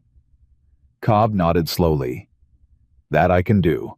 I'll need Tommy to repeat his statement in front of a judge, and I'll want you and Mr. Calloway to give your own accounts of the night, the smell of coal oil, the timing, everything you observed. You'll have it, Charlotte said. All of it. Cobb rode out within the hour. Deputies gathered from town, and word spread through Red Willow Valley, like fire through dry grass, that Silas Duncan was being arrested on charges of arson. His empire of quiet intimidation finally meeting a consequence with teeth. Charlotte should have felt triumphant. Instead, riding into town behind the sheriff's party to give her statement, she felt only a hollow, watchful dread, Because a man like Duncan, cornered and humiliated in front of the whole valley he'd spent a decade controlling, was not a man who would go quietly. She was right to worry. They found Duncan's ranch house in chaos, servants scattering his foreman shouting orders that made no sense, and by the time Sheriff Cobb reached the front step, a stable hand came running with the news that turned Charlotte's blood to ice. "He's gone," the boy panted. Mr. Duncan rode out not 20 minutes past, took his fastest horse, didn't say where. Left in an awful hurry, Sheriff practically threw his saddlebags together. "Which direction?" Cobb demanded. "North, sir, toward the county line." Cobb's jaw tightened. "He's running. Man like Duncan doesn't run unless he knows exactly how much trouble he's actually in." He turned to his deputies, barking quick orders, men scattering to saddle fresh horses, and then his eyes landed on Charlotte and Jessie. "Mrs. Doyle, I'd suggest you get on home. This isn't safe territory for civilians right now. He tried to burn my ranch to the ground." Charlotte said, her voice hard. "I have every right to see this through." "You have every right to stay alive," Cobb said, not unkindly but firm. "Let us do our job, ma'am. I'll send word the moment we have him." Charlotte and Jessie rode home in tense silence, the specter of Duncan loose somewhere in the county, pressing heavy over every mile, and it wasn't until they'd reached the cabin, until Charlotte had checked on Shadow grazing peaceful and unaware in the pasture, that the tight coil of fear in her chest loosened even slightly. "He could come here," she said, watching the tree line with new wariness. "If he's desperate enough, if he's got nothing left to lose. Then we don't let our guard down," Jessie said, already checking the rifle mounted above the door, making certain it was loaded and ready. "Not until Cobb sends word he's caught." Night fell heavy and watchful over the ranch, both of them taking turns keeping vigil, and Charlotte found herself somewhere past midnight, sitting close beside Jessie near the banked fire, neither of them willing to voice aloud how frightened they both were. "I keep thinking about Daniel," she said quietly. "About how close we might be to finally knowing the truth of what happened to him, and how terrified I am that Duncan might vanish before we ever get the chance to prove it." "We'll get the truth," Jessie said, his hand finding hers in the dark. "One way or another, Charlotte. Men like Duncan think running solves everything, but running only works until it doesn't. Sooner or later, the past catches up to a man who's spent his whole life outrunning consequences." She wanted desperately to believe him. Dawn came without word from Sheriff Cobb, and the tension of not knowing gnawed at Charlotte through every task of the morning, feeding stock, checking fences, forcing herself through the motions of ordinary life while her mind raced through worst possibilities. It was nearly noon when Samuel Hayes's wagon came rattling up the lane at a pace far faster than his usual careful gait, and Charlotte's stomach dropped at the grim set of his weathered face, even before he'd fully reined in. "They caught him," Samuel said without preamble. "Caught him trying to cross into the next county, holed up in an old line shack, half his belongings still in his saddlebags. Wasn't much fight left in him by the time Cobb's men surrounded the place." Relief flooded through Charlotte, so total it nearly buckled her knees. "Thank God." "There's more?" Samuel continued, and something in his voice made the relief curdle back into wariness. "Desperate men say desperate things, Mrs. Doyle. Seems once Duncan realized he was well and truly caught, he started talking, trying to bargain his way to a lighter sentence by naming names, laying blame wherever he could shift it." Charlotte's heart began to pound. "What did he say?" "He confirmed it," Samuel said quietly. "Confirmed he paid a man to spook your husband's horse along Miller's Crossing. Said it wasn't meant to kill him, just to delay him long enough that the papers wouldn't get filed before Duncan found a way to intervene through the courts instead. Said Daniel's death was an accident, even by his own account, the horse throwing him harder than expected, hitting his head on the rocks. But he confirmed it happened because of him. Confirmed he's responsible, even if the specific outcome wasn't exactly what he'd planned." The world seemed to tilt and steady itself around Charlotte all at once. 11 months of grief, finally given shape and answer, terrible and clarifying both. She had known, some part of her had known, since Samuel first mentioned the missing papers. But hearing it confirmed, hearing that Daniel's death traced directly back to Silas, Duncan's greed broke something open in her chest that she'd been holding rigid for nearly a year. She didn't cry, not right away. She simply stood very still, absorbing the truth. Feeling Jesse's steady presence beside her, his hand finding the small of her back, grounding her against a grief that had finally found its true shape. "He killed him," she said, her voice flat with shock. "He killed Daniel to buy himself time to steal water rights, and he let this whole valley believe it was just bad luck, just an accident, while he stood at that mercantile counter telling everyone I'd be selling my land by first frost." "Yes," Samuel said gently. "And now the whole county's going to know it too. Cobb's already sending word to the district judge. With Duncan's own confession on top of the arson charges, on top of everything Tommy Briggs and half this valley are willing to testify to, there won't be a jury in this state that lets him walk free." Charlotte felt tears finally break through. Not from grief alone, but from something more complicated. Relief and rage, and a strange, exhausted vindication, all tangled together, and Jesse pulled her against him without a word, letting her weep against his chest, while 11 months of unanswered questions finally found their resolution. "He's going to pay for what he did," she said, her voice muffled against Jesse's shirt. "Truly pay. Not just lose some money, not just be embarrassed in front of the town hall. Actually answer for taking Daniel from me. He is," Jesse said, his voice rough with his own barely contained emotion, having watched her carry this grief for weeks now, understanding better than most what it cost a person to finally see justice arrive after believing it might never come. Whatever else happens, Charlotte, that much is certain now. The trial, when it came 3 weeks later, drew nearly every rancher in Red Willow Valley into the county seat. The courthouse packed tight with people who'd spent a decade quietly resenting Silas Duncan's grip on their livelihoods, and finally saw a chance to watch that grip broken for good. Charlotte sat near the front, Jesse beside her, close enough that their shoulders touched, and across the aisle, Duncan sat pale and diminished, none of his usual polish, surviving 3 weeks in a county cell, his lawyer whispering urgent strategies that seemed to offer little comfort given the mounting weight of testimony arrayed against him. Tommy Briggs testified first, his young voice shaking, but steady, recounting the night of the fire, in careful, damning detail. Then came 2 more of Duncan's former handsmen, who'd apparently found their consciences, once word spread, that their employer had finally been caught corroborating the pattern of intimidation stretching back years, the water diversions, the early called notes, the deliberate campaign to strip small ranchers of everything they owned. Then came the moment Charlotte had been dreading and hoping for in equal measure. The prosecutor called forward a man named Otis Redding, thin and nervous, who confirmed under oath that Silas Duncan had paid him $50 to spook a rider's horse along Miller's Crossing 11 months prior, intending only to delay the man, not knowing the fall would prove fatal. "Did the defendant know the man he asked you to target?" the prosecutor asked. "Yes, sir," Otis said, not meeting Duncan's eyes. "Told me plain it was Daniel Doyle. Said he was carrying papers that needed delaying before they reached the courthouse. Told me to make it look like an accident, natural as could be." Charlotte gripped Jesse's hand so hard, her knuckles went white, listening to a stranger describe in flat, unemotional terms the final moments of her husband's life, reduced to a transaction, $50, and a delayed filing that had cost Daniel everything. Duncan's lawyer tried valiantly to argue for a lesser charge, negligent endangerment, rather than murder, insisting his client had never intended fatal harm.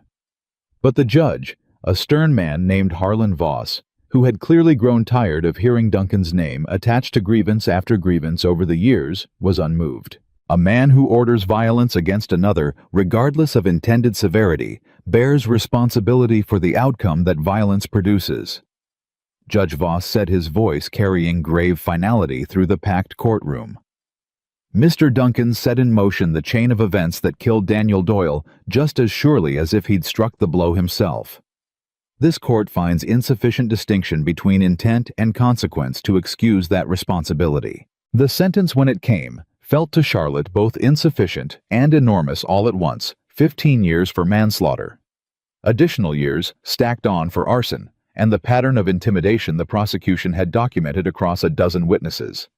Duncan's assets seized to compensate every family he'd harmed, including full restoration of Charlotte's water rights, permanent and unambiguous, filed properly with the county at last. Duncan was led from the courtroom in shackles, his face gone gray and hollow, and as he passed Charlotte's row, he paused just long enough to speak, his voice barely above a whisper, stripped of every trace of the arrogance that had once defined him.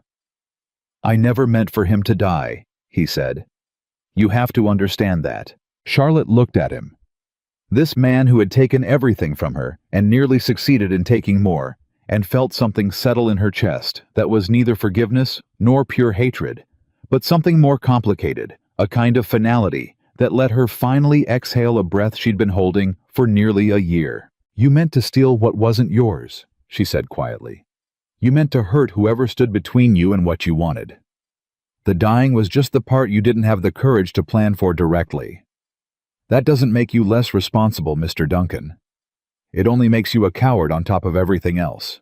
He had no answer for that, and the deputies led him away out of the courtroom and out of her life, and Charlotte stood in the aftermath, surrounded by neighbors who wept and embraced her, who thanked her for the courage that had finally broken Duncan's decade of quiet tyranny over their valley. The ride home that evening felt different than any ride Charlotte had taken since Daniel's death. The weight of 11 months of grief and fear finally truly lifted from her shoulders, replaced by something lighter, something that felt dangerously close to hope. "It's over," she said, more to herself than to Jesse, testing the words, like she wasn't quite sure she believed them yet. "It's actually over. The fighting part is," Jesse said, riding close beside her. "Reckon the living part's just getting started." Charlotte glanced at him, something warm blooming in her chest, at the careful hope in his voice. "Is that so, Mr. Calloway?" "I've been thinking on it," Jesse said. And for the first time since she'd met him, he seemed almost nervous, his usual careful composure cracking around the edges. "About what comes next now that Duncan's not looming over every decision we make. And what conclusions has all that thinking brought you to?" Charlotte asked, though her heart had begun to pound in a way that had nothing to do with fear.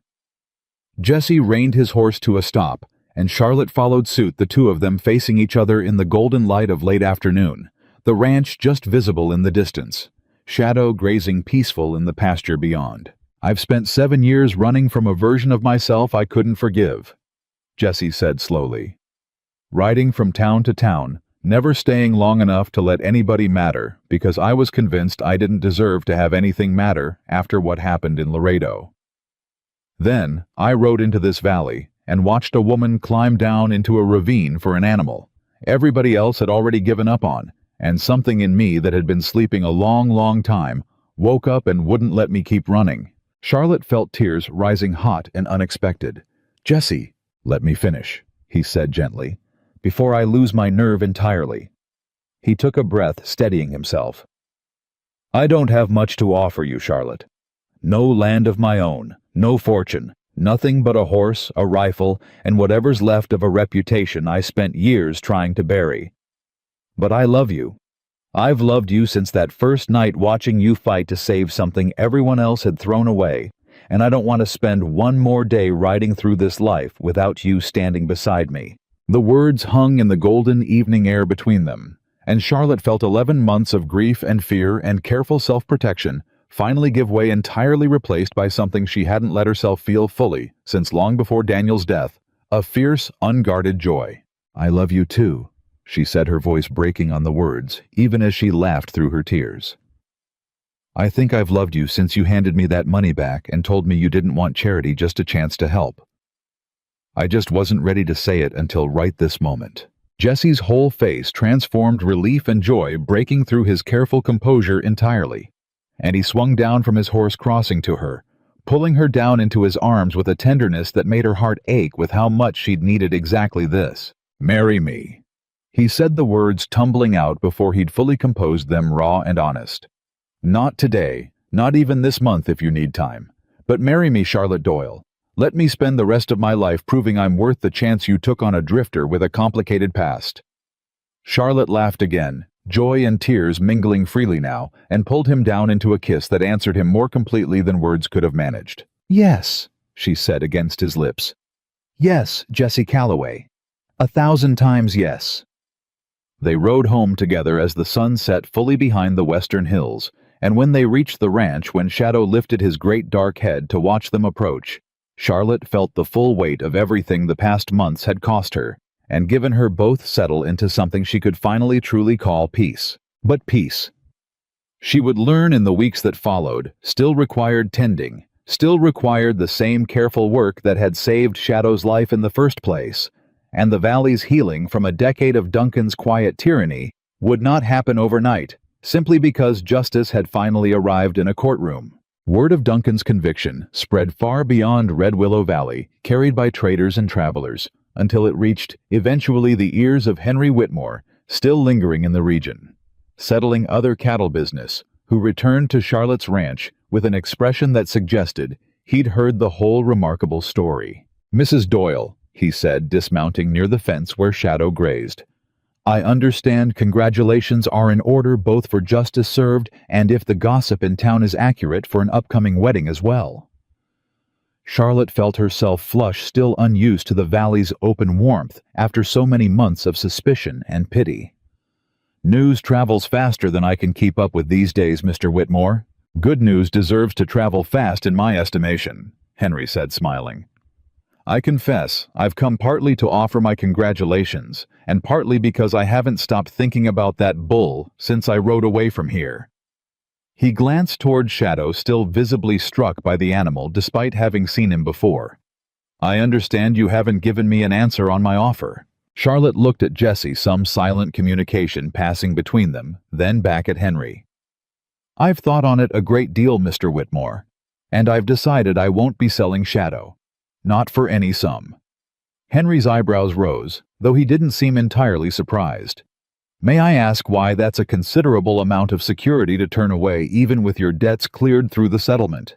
"Because he's not just an animal to me," Charlotte said, watching Shadow graze, feeling the same fierce protectiveness she'd felt carrying him home that first desperate night.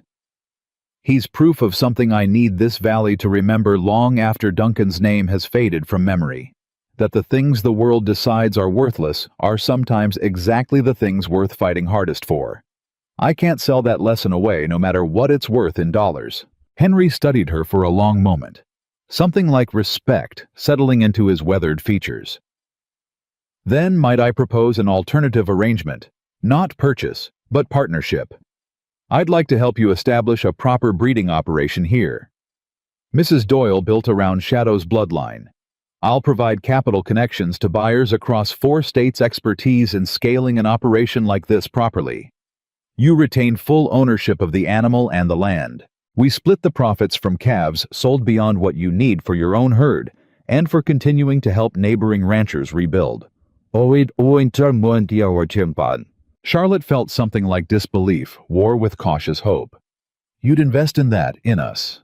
"Mrs. Doyle, in 20 years of evaluating cattle across this country, I have never once seen conformation temperament and constitution combined the way they are in that bull," Henry said. "And in that same 20 years, I have rarely met a rancher with the character to turn down life-changing money because she understood the principle mattered more than the payout. I'd be a fool not to want my name attached to whatever you build from here." Jessie, standing quiet beside Charlotte through this exchange, finally spoke. "What would you need from us to make an arrangement like that work?" "Honest partnership," Henry said simply. "Fair terms properly documented, nothing like the predatory arrangements your Mr. Duncan apparently favored.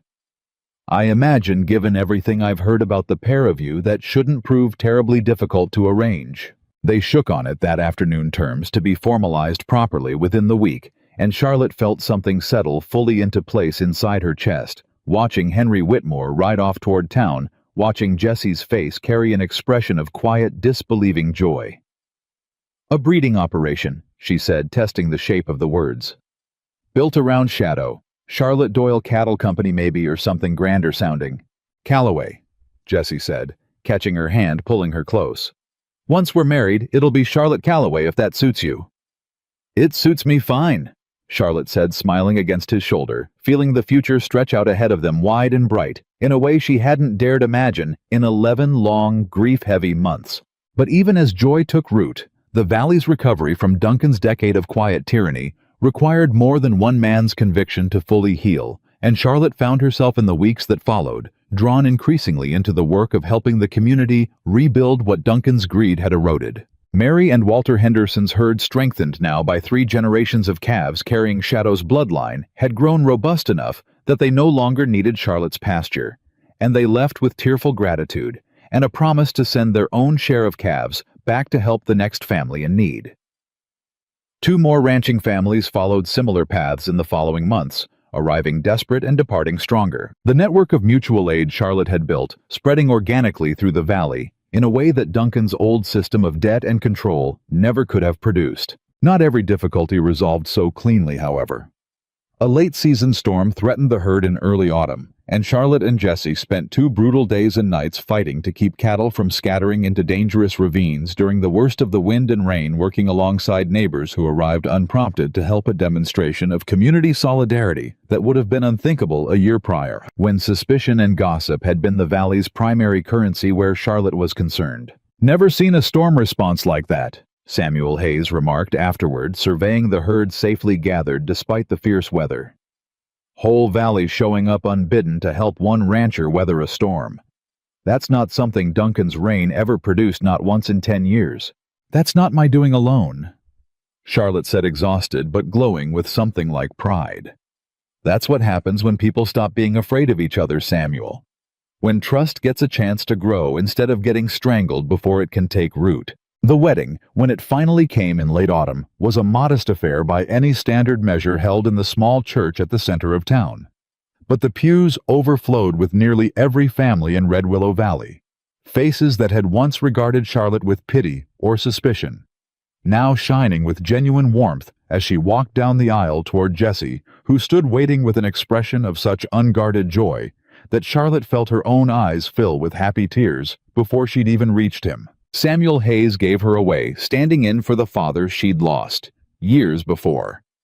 His weathered face creased with pride, and Mary Henderson served as her only attendant, weeping openly through the entire ceremony, in a way that made Charlotte laugh, even as her own tears fell freely.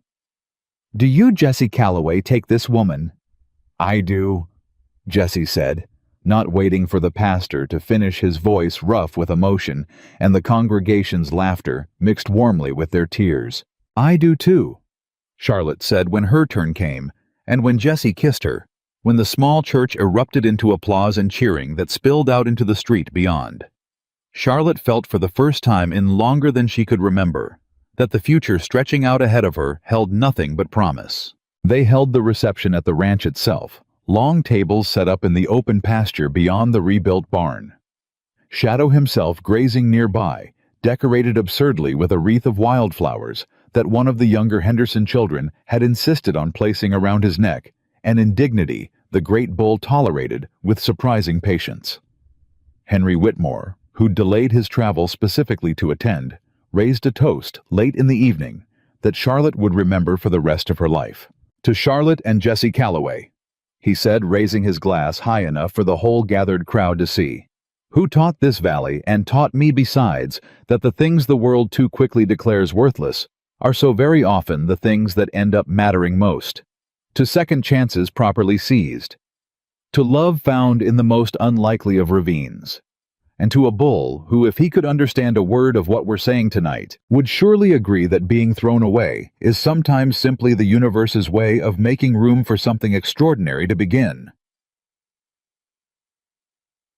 The crowd cheered, glasses raised, and Charlotte, standing in her husband's arms beneath a sky just beginning to fill with early stars, felt the last hollow ache of grief finally fully transform into something that honored Daniel's memory, rather than betraying it, a life rebuilt, not despite loss, but somehow impossibly, because of the courage that loss had forced her to find. She caught Jesse watching her, something soft and wondering in his expression, and she reached up to touch his face, grateful beyond words for the strange winding path that had brought a drifter with a complicated past and a haunted conscience riding into her life at the exact moment she'd needed him most.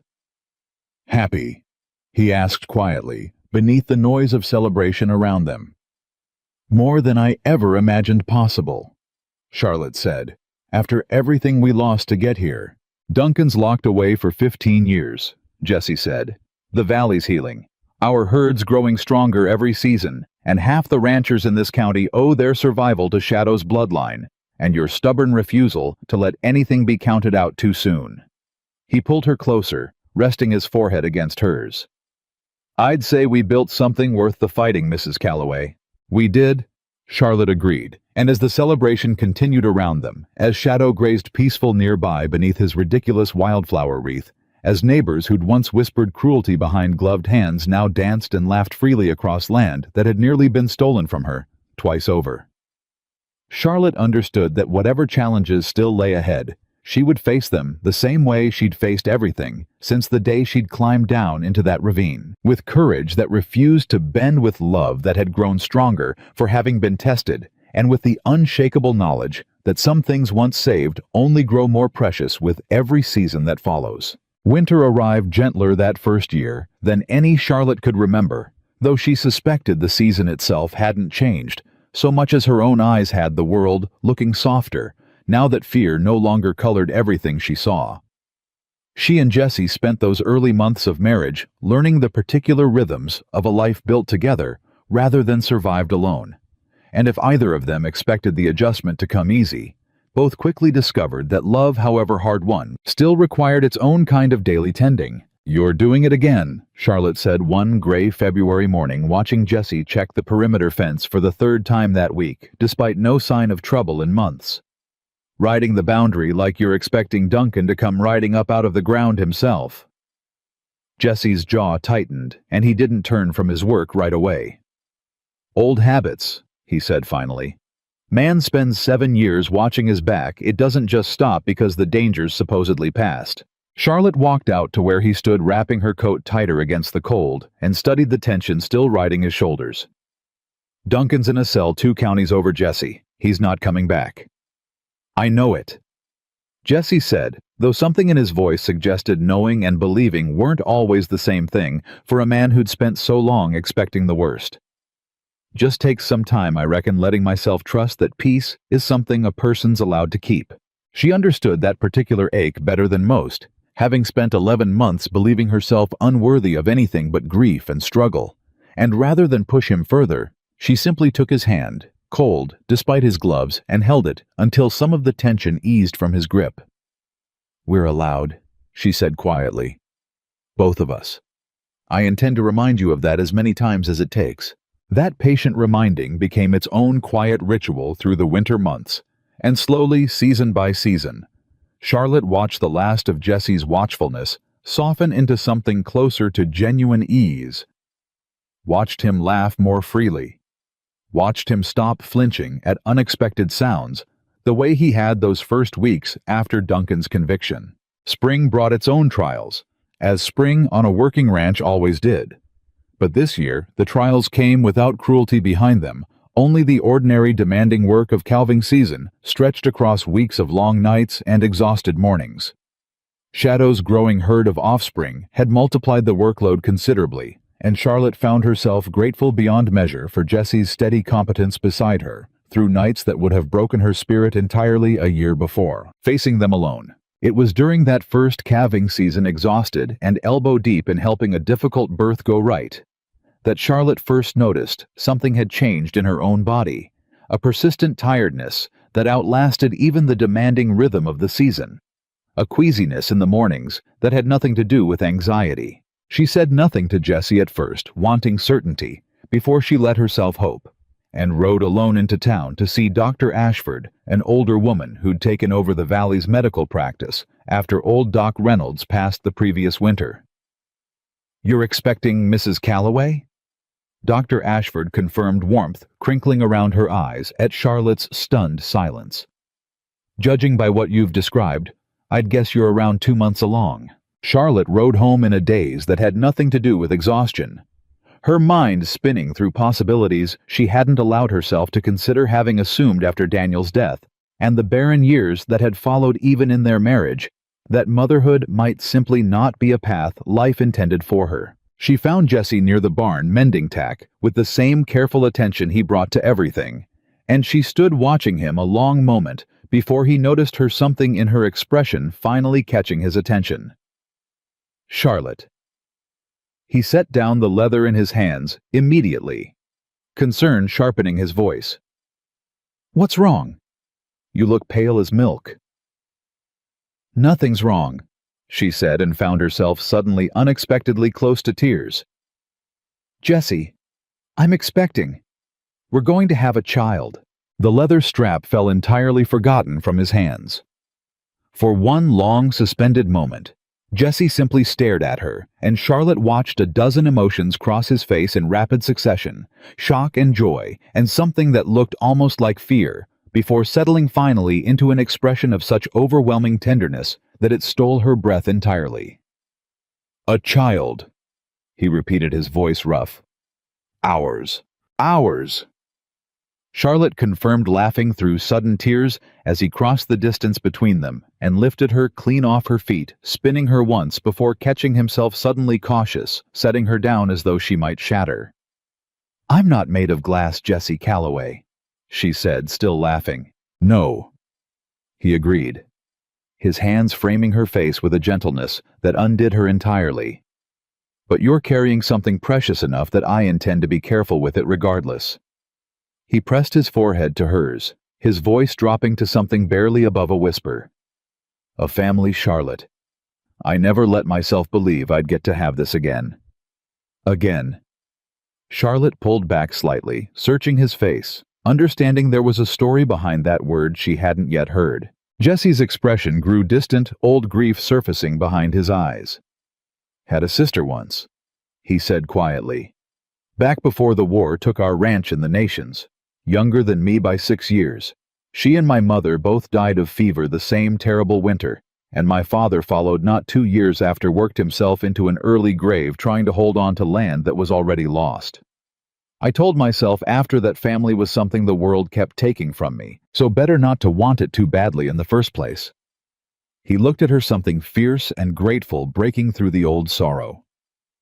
"Guess I was wrong about that, same as I was wrong about plenty else before I rode into this valley." Charlotte held him close, understanding now the full weight of loss he'd carried silent through all their months together, and felt her love for him deepen into something even more resilient, forged not just from shared danger survived, but from shared grief, slowly, patiently healed. They told Samuel Hayes first, who wept openly and unashamed, declaring himself an honorary grandfather before the child had even drawn its first breath. And then the news spread through the valley, the way all good news traveled, in Red Willow Valley, now warm and welcomed, rather than whispered with suspicion, the way gossip about Charlotte had once traveled. The pregnancy progressed through summer without serious complication, though Charlotte found herself in her final months, relegated increasingly to lighter work. Despite her protests, Jesse and the growing circle of neighbors who'd become genuine friends handling the heavier demands of the ranch, with a protectiveness that touched her, even as it occasionally frustrated her stubborn independence. "I am perfectly capable of checking the north fence line myself," she informed Jesse, one particularly hot August morning 7 months along, and considerably less patient with restriction than she'd been at the start. "I don't doubt your capability," Jesse said, diplomatic, in the way he'd learned was necessary when dealing with his wife's determination. "I doubt the wisdom of you doing it on foot in this heat while carrying our child is all. Let Walter's boy ride it this morning. He's grateful for the work, and you can supervise from the shade like the rancher in charge you are." Charlotte huffed, but the argument had merit enough that she conceded, settling onto the porch with a glass of cool water, while young Tommy Henderson, grown taller and steadier, in the 2 years since his family's herd had first arrived, desperate at her gait, rode the fence line in her stead. It was from that porch, watching the ordinary rhythm of ranch life unfold around her, that Charlotte caught sight of a rider approaching from the main road, a stranger's silhouette that made old instinct tighten briefly in her chest, before she recognized the careful, measured gait as belonging not to trouble, but to someone entirely unexpected. "Jesse," she called, rising despite her considerable bulk, squinting against the sun. "Jesse, come look at this." He emerged from the barn, following her gaze, and Charlotte watched his whole posture change, some old recognition sharpening his attention. "That's not possible," he murmured. "Who is it?" Jesse didn't answer right away, already moving toward the approaching rider, with a stride that carried more urgency than caution, and Charlotte followed as quick as her condition allowed, her curiosity overriding whatever wariness the stranger's approach had initially stirred. The rider drew closer, and Charlotte watched recognition and disbelief war openly across Jesse's face as an older man came into clearer view, weathered and gray-bearded, but carrying himself with a bearing that spoke of old authority, dressed in clothes too fine for casual travel. "Captain Reeves," Jesse said, his voice unsteady, in a way Charlotte had rarely heard from him. "I'll be damned. Ranger Calloway." The older man dismounted slow, his eyes taking in Jesse with an expression that held equal parts relief and something like shame. "Took me the better part of a year to track you down. You're a hard man to find when you're of a mind not to be found." Charlotte watched Jesse's hands curl into fists at his sides, old tension returning that she'd hoped he'd finally shed. "If you've come to reopen old business about Laredo, Captain, I'll tell you plain. I've said everything I intend to say on that matter in front of a whole town hall besides." "That's precisely why I've come," Captain Reeves said. "Word reached me eventually about what happened here. About Duncan's arrest, about the testimony you gave defending your own honor in front of that town. Got me thinking about things I should have addressed a long time ago." He paused, something genuine and difficult crossing his weathered features. "I'm here to make something right, Calloway, if you'll allow me the chance to try." Jesse's jaw remained tight, wary. "Make what right exactly?" "Wilkes's report was falsified," Captain Reeves said bluntly. "I always suspected as much, but I didn't have the courage to challenge a superior officer's account without solid proof, and by the time whispers started circulating that maybe he'd shaded the truth in his favor, you'd already resigned and ridden off, and the matter got buried under other business, the way inconvenient truths so often do." He reached into his coat, withdrawing a folded document. 2 years back, a dying man named Foster, who'd served under Wilkes that same night, made a full confession to a chaplain before he passed, admitted. Wilkes ordered the shooting. Deliberate, admitted. Rutherford's surrender had been genuine and witnessed by half the men present. That confession's been sitting in Ranger headquarters gathering dust ever since, because nobody thought to connect it back to a resignation from years before, until word of your testimony here reached the right ears. He held the document out, and Charlotte watched Jesse take it with hands that shook slightly, unfolding it, reading words that visibly transformed something long carried and heavy behind his eyes. "This clears me," Jesse said, disbelief coloring his voice. Fully, Captain Reeves confirmed. "Your commission's been formally reinstated in the official record retroactive, along with a letter of commendation for the moral courage you demonstrated that night. Courage that should have been recognized years ago instead of punished." He extended his hand. "I owe you an apology, Calloway, long overdue. The Rangers owe you one.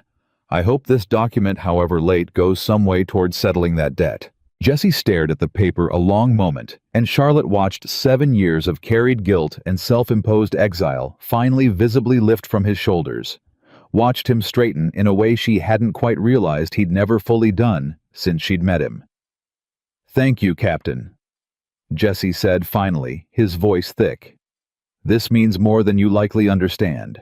"I understand plenty," Captain Reeves said, glancing toward Charlotte, toward the clearly expectant swell of her belly, toward the well-tended ranch spread out around them. "Looks to me like you've built something worth having here regardless, Calloway.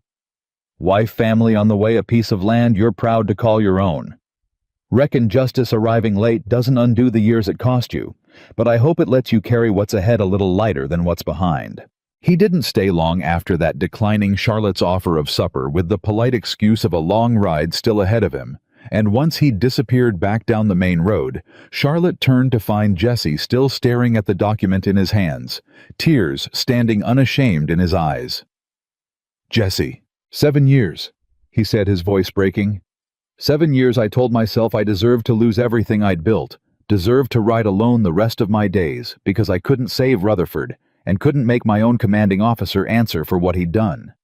7 years, Charlotte, and it turns out I was right the whole time. He was murdered, plain and simple, and I wasn't wrong to say so." "You were never wrong," Charlotte said fiercely, pulling him close despite her considerable belly between them. "I knew that the moment you told me the story in front of that whole town hall, watching your face while you spoke it. I've known it every day since. I'm only glad the rest of the world's finally caught up to what I already understood about the man I married." Jesse held her tight, his breath unsteady against her hair, and Charlotte felt something settle fully into place between them. Some final piece of old grief finally released to make room for the future stretching out ahead of them both. Their daughter arrived 3 weeks later in the deep hours of an October night, after a labor that stretched long enough to test every ounce of Charlotte's considerable strength and every ounce of Jesse's patience, pacing outside the bedroom door, while Dr. Ashford and Mary Henderson tended to the birth within. When Charlotte finally held her daughter, small and furious and impossibly perfect, she wept with an intensity that surprised even her 11 months of grief and years of hardship, finally fully transformed into something that felt like pure, unshadowed joy. "She's beautiful," Jesse said when he was finally allowed in, kneeling beside the bed, his weathered hands trembling as he touched his daughter's tiny fist for the first time. "Charlotte, she's absolutely beautiful." "What should we call her?" Charlotte asked, exhausted but glowing. Jesse was quiet a long moment, studying his daughter's face, then looked up at Charlotte with an expression of such tender certainty that she knew his answer before he spoke it. "Grace," he said, "because that's exactly what she is. Grace given to us both after everything it took to get here." Grace Calloway grew through her first year surrounded by a community that had transformed almost unrecognizably from the suspicious Whispering Valley Charlotte had once endured alone. The Hendersons brought preserves and second-hand clothing with the easy generosity of established friendship. Samuel Hayes visited weekly, declaring himself entirely too old for such foolishness, even as he bounced Grace on his knee with obvious delight. And the breeding operation with Henry Whitmore had flourished beyond anything Charlotte had initially imagined. Shadow's bloodline, now recognized as far away as Colorado and New Mexico, ranchers traveling considerable distances to purchase calves descended from the animal everyone had once declared worthless. The ranch itself had transformed too. A second barn built to replace the one Duncan's arson had destroyed, new fencing extending across acreage. Charlotte had purchased with profits from the breeding partnership land that had once belonged ironically to portions of Duncan's own seized estate, sold off by the county to compensate his victims. It was on that expanded acreage, nearly 2 years after Grace's birth, that Charlotte received word that would test the fragile peace they'd all worked so hard to build. A letter arrived from the state penitentiary, where Duncan served his sentence, forwarded through Sheriff Cobb's office with a note of caution attached. Charlotte read it standing on her porch, Grace toddling nearby, chasing a barn cat with delighted shrieks, and felt old wariness stir uncomfortably in her chest as she absorbed its contents. "He's requesting a meeting," she told Jesse that evening, once Grace had finally settled to sleep. "Says he's dying, Jesse. Consumption apparently spreading fast through the prison these past months. Says he wants to speak with me before the end, make what amends he can." Jesse's expression darkened immediately. "You don't owe that man a single moment of your time, Charlotte.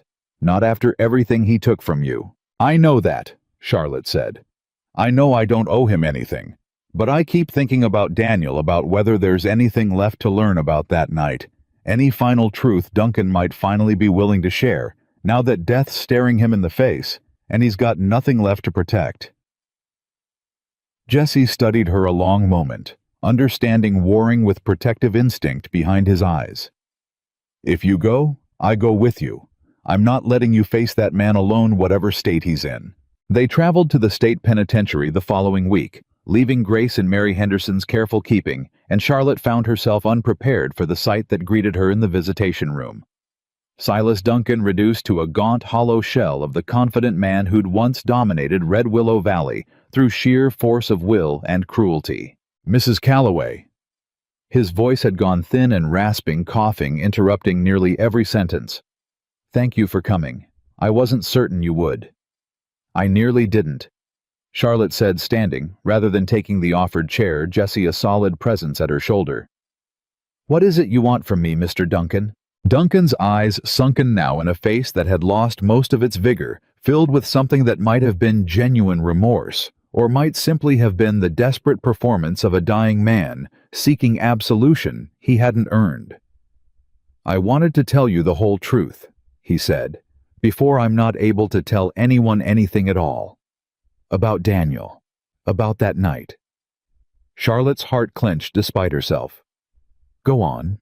"Otis told the court everything he knew," Duncan said, "but there's a piece even he didn't have.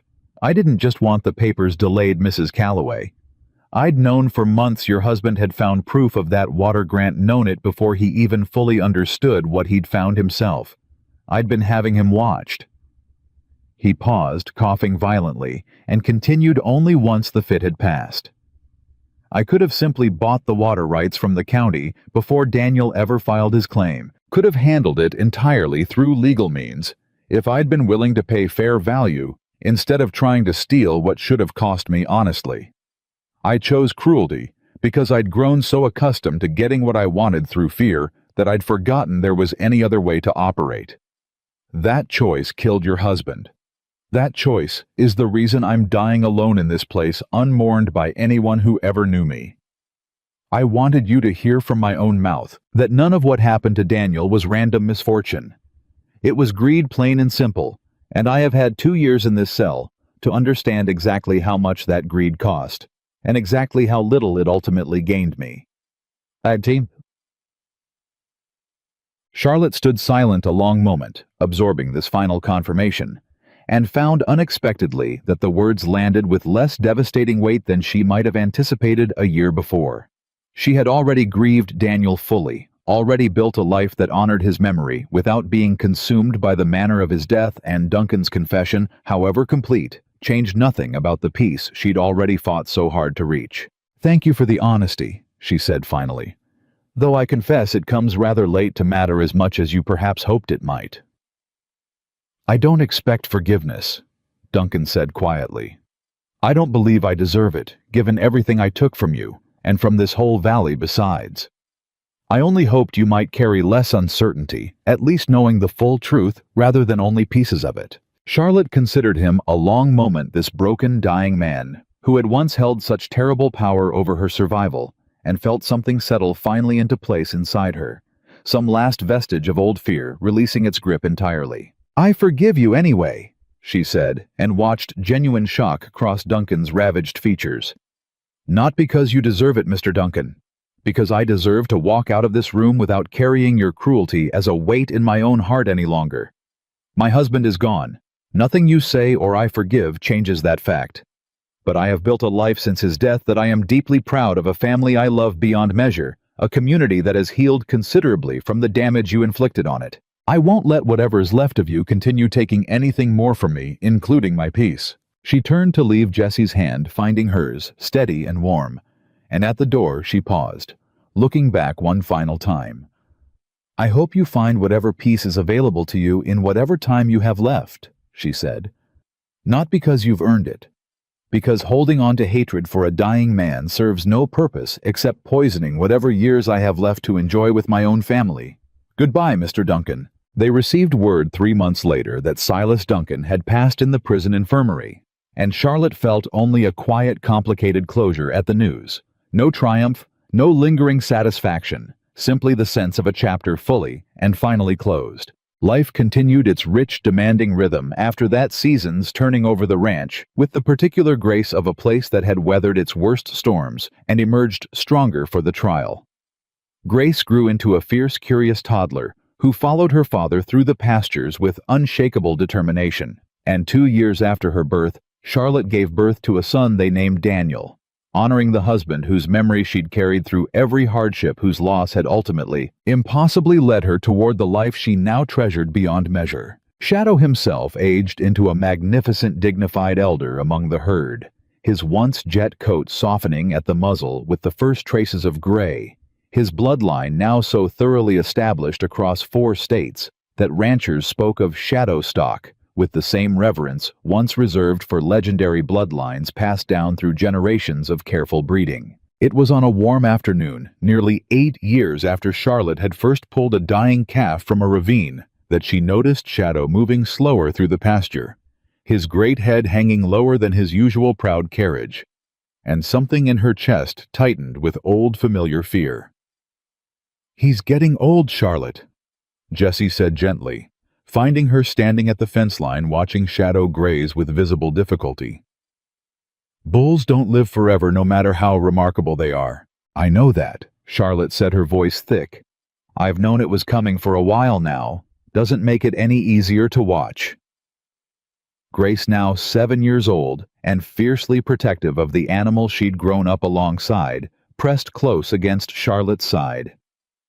"Is Shadow going to die, Mama?" Charlotte knelt down to meet her daughter's worried eyes, choosing honesty, even though it cost her something to voice it plainly. "Someday, sweetheart.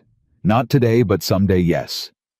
He's lived a long, wonderful life, longer than most bulls ever get to live, and he's given us so much. When his time comes, we're going to be sad. But we're also going to remember how lucky we were that your mama found him that day, instead of leaving him behind." Grace considered this with the particular gravity children sometimes brought to enormous questions. "Will it hurt him?" "We won't let it," Charlotte said firmly. "Whatever happens, we'll make sure he's comfortable and loved right up until the very end, same as we've loved him every single day since I carried him home." That promise proved harder to keep than Charlotte anticipated, though ultimately, when Shadow's final decline came on a mild afternoon the following spring, it came gently. The old bull simply lying down in his favorite spot beneath the shade near the pasture's edge, and over the course of a peaceful hour, breathing slower and slower until his great heart finally quietly stopped. Charlotte sat beside him through that final hour, Jessie's hand steady on her shoulder. Grace and young Daniel both present, despite their tears, understanding even at their young ages that some moments demanded witnessing rather than shielding from. "They said you'd never make it." Charlotte whispered, her hand resting on Shadow's great dark head, the same gesture she'd made that very first desperate night 8 years before, warming milk over a fire while a stranger watched from her doorway. "Thomas Duncan called you worthless before you'd even had the chance to draw breath proper. Buck Elroy threw you into that ravine like you were nothing but spoiled meat, not worth the effort of a decent burial even." She smiled through tears that fell freely, now unashamed. "They were wrong," she said. "About you and about me both. You became the finest bull this whole territory's ever known, sired a bloodline that's carried strength and survival into herds across 4 states. You helped families rebuild when they had nothing left to hope for. You gave this valley proof that the things folks throw away too quick are so very often exactly the things worth fighting hardest to save." Grace knelt beside her mother, small hand resting alongside Charlotte's on Shadow's still form. "He was the best bull ever," she said, fierce and certain, in the way only a child's grief could manage. "He was," Charlotte agreed. "And he's going to be remembered that way for as long as this valley stands, sweetheart. Every calf carrying his blood, every rancher who rebuilt their herd because of the strength he passed down, every story told about the day I found him dying in a ditch and refused to let him go. That's how we make sure something never truly disappears even after it's gone. We remember. We tell the story. We let what they gave us keep living on in everything that comes after." They buried Shadow that evening beneath the same cottonwood tree where Daniel had been laid to rest years before Charlotte's choice, deliberate and meaningful, 2 losses that had each in their own way taught her something essential about grief, transformed into purpose rather than simply endured. The valley gathered for a small remembrance the following week, ranchers from across the county arriving to pay respects to an animal whose legacy had touched nearly every herd within 100 miles. And Henry Whitmore, gray-haired now himself, but still sharp-eyed as ever, offered words that captured what so many had come to feel about the remarkable creature they'd gathered to honor. "I've spent 40 years evaluating cattle across this country," he said, standing before the small gathered crowd. "And I can say without hesitation that I never encountered another animal like Shadow, not before him and not since. But more than his conformation, more than his bloodline's remarkable strength, what I'll remember most is what he represented. A creature everyone else had already given up on. Saved by a woman the whole valley had likewise written off as finished before she'd even had the chance to prove otherwise. Together the two of them taught this entire community something worth remembering long after we're all gone ourselves. That worth isn't always visible at first glance. That the things easiest to discard are sometimes exactly the things capable of the most extraordinary transformation. If only somebody's willing to see past the ditch they've been thrown into and recognize what might still be saved. Charlotte stood listening, Jesse's arm around her shoulders. Grace and Daniel pressed close against her sides and felt the truth of those words settle into her bones with the particular weight of a lesson fully lived rather than merely learned. The years that followed brought their own ordinary joys and ordinary trials.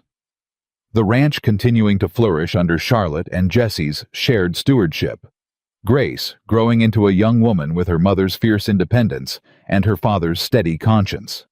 Daniel developing an easy way with animals that suggested he might carry forward the family's particular gift for recognizing worth where others saw only waste. Samuel Hayes lived long enough to see both children grown considerably.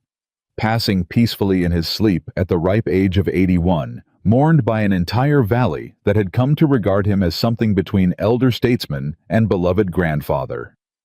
Henry Whitmore continued their partnership for decades, eventually handing his portion of the breeding operation down to his own son. The arrangement between their families spanning generations, in a testament to the honest foundation Charlotte had insisted upon from that very first handshake. And Jesse, who had ridden into Red Willow Valley, a haunted drifter, convinced he deserved nothing but solitude and self-imposed exile, grew old beside Charlotte, with an ease and contentment that seemed, in his own words, like more grace than any one man had rightfully earned in a single lifetime. "Do you ever regret it?" Charlotte asked him once, decades into their marriage, both of them gray-haired now, sitting together on the same porch where he'd once returned her testing pouch of coins with quiet dignity. Stopping that day, getting tangled up in a grieving widow's impossible fight against a man with every advantage in the world.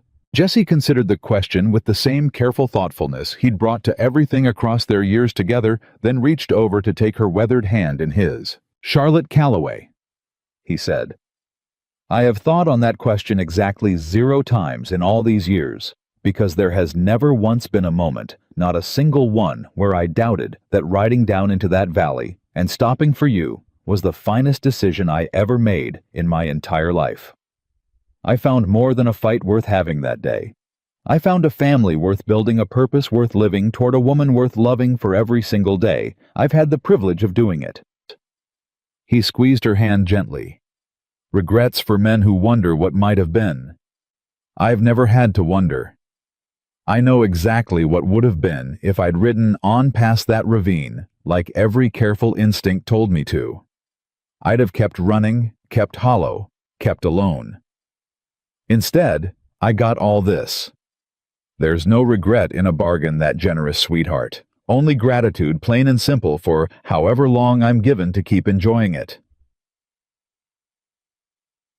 Charlotte leaned into him, watching the sun set gold and warm over land that had nearly been stolen from her twice over pastures still populated by descendants of the small black calf she'd carried home in desperate arms one impossible summer evening, over a life built, not despite tragedy, but forged directly from the courage tragedy had demanded of her, and felt as she had felt every evening for decades now, the full and complete weight of a promise finally thoroughly kept. She had knelt in that ravine, believing herself as discarded and worthless as the dying animal she'd refused to abandon, had absorbed a valley's pity and suspicion, as though she deserved nothing better, had buried a husband, and very nearly buried her own capacity for hope alongside him.